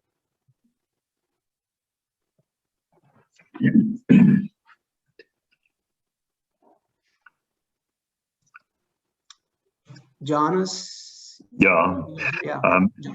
Johannes Stoll from MGT, Mobile Geophysical Technologies in Germany. We do have experience using fixed-wing UAV to carry our flux gate magnetometer. There are a few important things that have to be mentioned, which are a little bit different to multicopter. Fixed wing usually fly very fast with 20 meter per second, which is 4 or 5 times faster than multicopters. So the sample rate should be at least 100 hertz. Fixed wings usually cannot fly they need a considerable clearance between sensor and ground, usually 50 meters at minimum. You have to understand that at this speed, it takes 1 second or 2 if something happens, to crash into a tree or forest, or a crash into the mountain or any other obstacle. There's almost no reaction time. So the use of fixed wing usually requires a very accurate pre-flight planning to avoid any crash. And another issue is fixed wing UAVs are, I would say, useless in mountainous areas. You have to fly so high to allow a considerable rate of a climb rate to fly over a mountainous to fly a steep topography. Another problem is front wind. If you fly over the peak of a mountain, you usually face a strong front wind, which don't allow you to decrease altitude, especially if the fixed wing UAV is light, less than 10 kilogram. You usually cannot make it to fly downhill. So I think it's very hard to use fixed wing in mountainous areas. But if terrain is very flat, this is our experience, you can collect data with a fixed wing UAV very, very rapidly and at very, very low costs. The costs per line kilometer are well below 5 euros or dollars per line kilometer, and you are still profitable. Yeah, there are fixed wings which can stay for up to 5 hours airborne, which make it very profitable to use fixed wings in flat terrains. But I think the biggest obstacle or the biggest issue is terrain. In mountainous areas, I cannot recommend to use fixed wing UAVs. And another issue on a fixed wing UAV, you have not so many options to optimize the distance between the sensor and the motor. Yeah, you can work with a stinger, maybe use a stinger if it's a pusher motor, but the distance is limited, usually less than 2 meters. Yeah, so usually there is a noise floor generated by the ignition or by the battery, by the electric motor, can be an issue. I tried to integrate my flux gate sensor in several different kinds of fixed wing UAVs, but I never was able to optimize the noise floor, the interference, to that level that I was able to realize on a multicopter. So, so use is limited. This is my experience. Great, thanks, Johannes. Colin, do you want to add something to this, or? Yeah, I just want to add one quick thing. One major limitation with fixed wings right now for mag surveys is that you can't use them to their full potential. If you have 5 hours of flight time, and that's ideally what you want to use, right now with BV loss regulations where you can't fly beyond visual line of sight, there's no point in throwing these up. Ideally, that's what we want in the future, but in Canada particularly, you can't fly beyond, you know, the tree line for the most part. So it's kind of we need to wait until the regulations kind of catch up, because then ideally you could send these things for, you know, 5-hour flights, and it might make a lot of sense in some places. Yeah, that is true. The other issue with fixed wings is the pilots. I mean, you can train somebody to fly a rotorcraft in 2 days. They can be certified, but with a fixed wing, it's a lot more work, and they need a lot more experience. So you really need an experienced pilot as your emergency person and for takeoff and landing. So it's more expensive from the personnel standpoint as well. Thanks, Geoffrey. We do have one question here. Is there a known cost benefit analysis of using drone EM versus an EM61? Anyone wants to discuss this?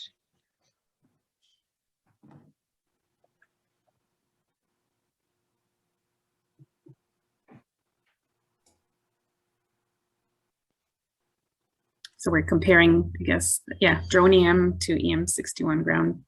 Right, a ground EM61 versus a drone. We can move to the next one and maybe come back if people are pondering that answer. From Jeff to Jeff Phelps. You discussed modeling platform noise based on heading and altitude. How does altitude impact platform noise? Is it change in pitch or motion through the vertical gradient, or something else? That's a really good question. We didn't look at it in that much detail.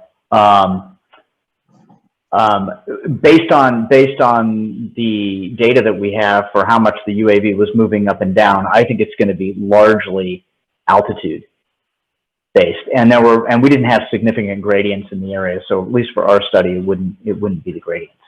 But I would say mostly altitude for where we flew, and the effect isn't that large compared to the heading error.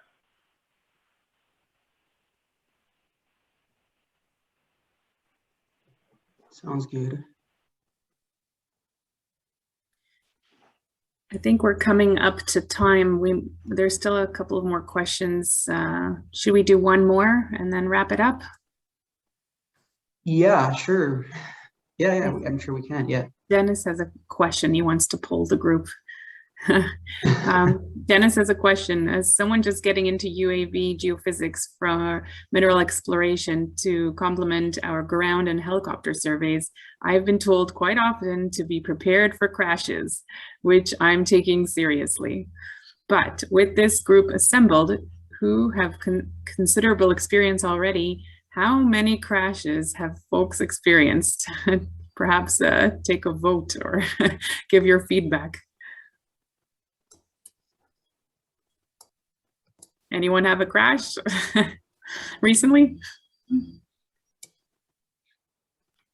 Yeah, I can testify to that. Usually when we're doing mineral exploration stuff in the mountains, you have these crazy winds. When you're flying with a slung load, then that puts a lot of stress on the drone. And if you come above a mountain ridge, and the wind is coming from behind the mountain, like Johannes was discussing before, you can get a crazy wind effect. And if you haven't balanced the payload perfectly, then that might mess up the attitude sensors. So yeah, we've had a few crashes, but never anywhere where anyone was endangered. Always in very remote locations. Once in Iceland, where we had a freak gust coming down from a glacier, and one time in northern Norway, where we had this wind effect behind a ridge, which in both cases made the attitude positioning sensors bias. They actually induced a bias in them, which meant that the drone was now per default skewed. So you had to account for that manually while bringing the drone down. We managed to kind of land it in both occasions, but when I say kind of, the drone had to go for repairs in both scenarios. So yeah, I think like I was told in the course when I got the license to fly multi-rotors, there's two types of pilots: the ones that have crashed and the ones that have yet to crash. And it will occur at some point if you keep doing this, especially in regions where you have crazy conditions. So yeah. Why don't we have a show of hands? Dennis wants to see how many have never had a crash. If you click your raise hand, if you've never had a crash. We got some hands. All right, that's good to see. Must be stressful.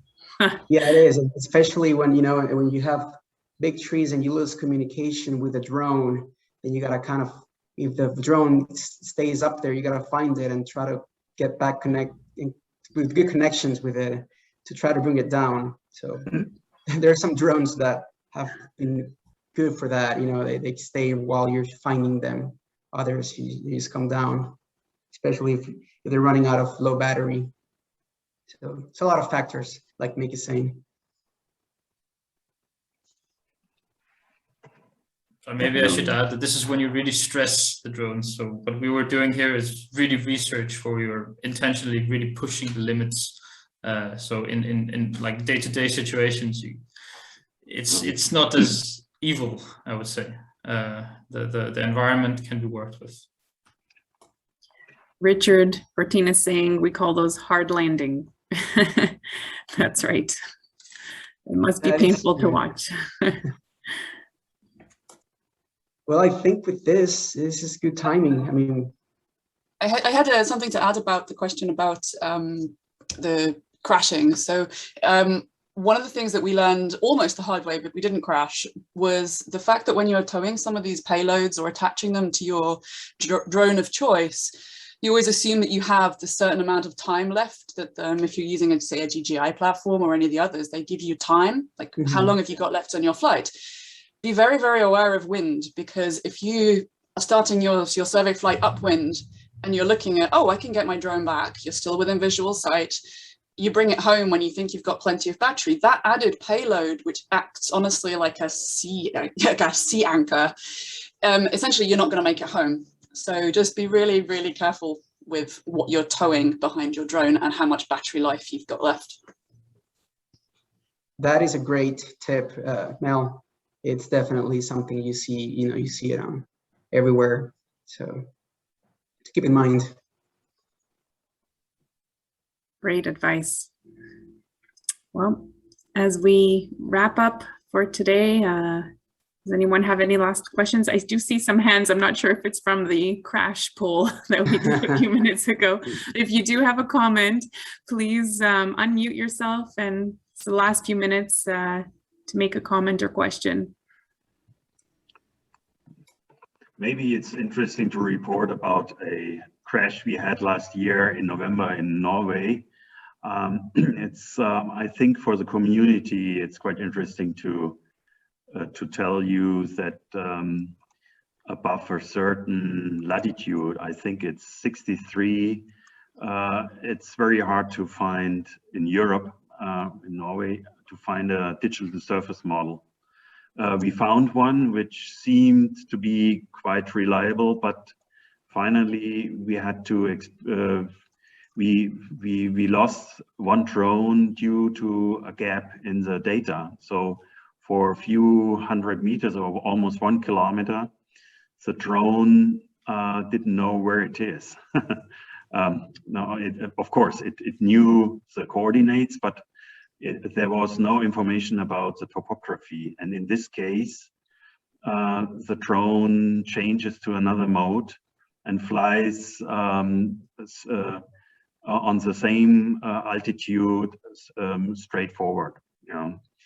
Downhill, it's down the mountain, it's not a problem, but on the adjacent line when it flew back. The same gap happened, and finally it crashed into the mountain. Unfortunately, this was almost 5 kilometers away from our ground station. So in November, we had to take the tour through the mountains to pick up our drone. Was a nice experience. But finally, we found it and were able to bring it back to the ground station. Very, very fortunately, the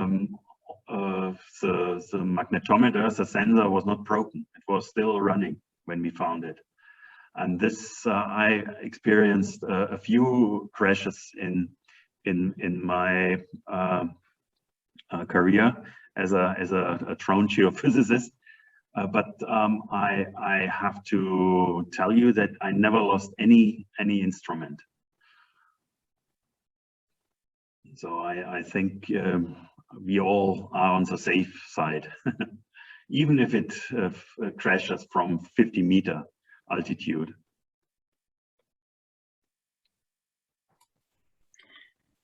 Yes, good to hear some of the experiences.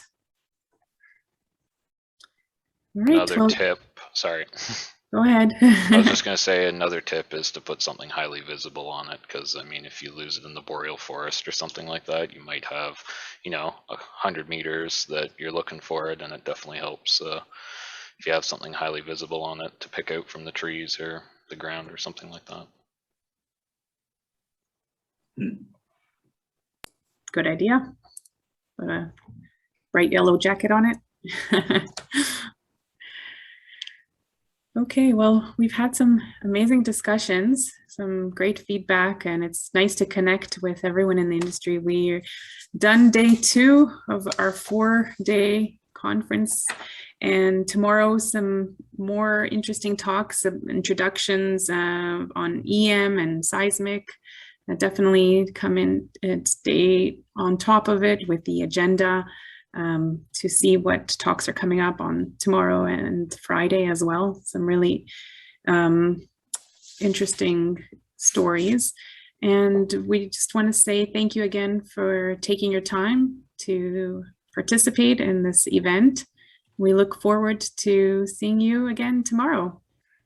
Yeah, Thanks, see you. Thank you, everyone, and we'll see you on the same platform, same time. Thank you.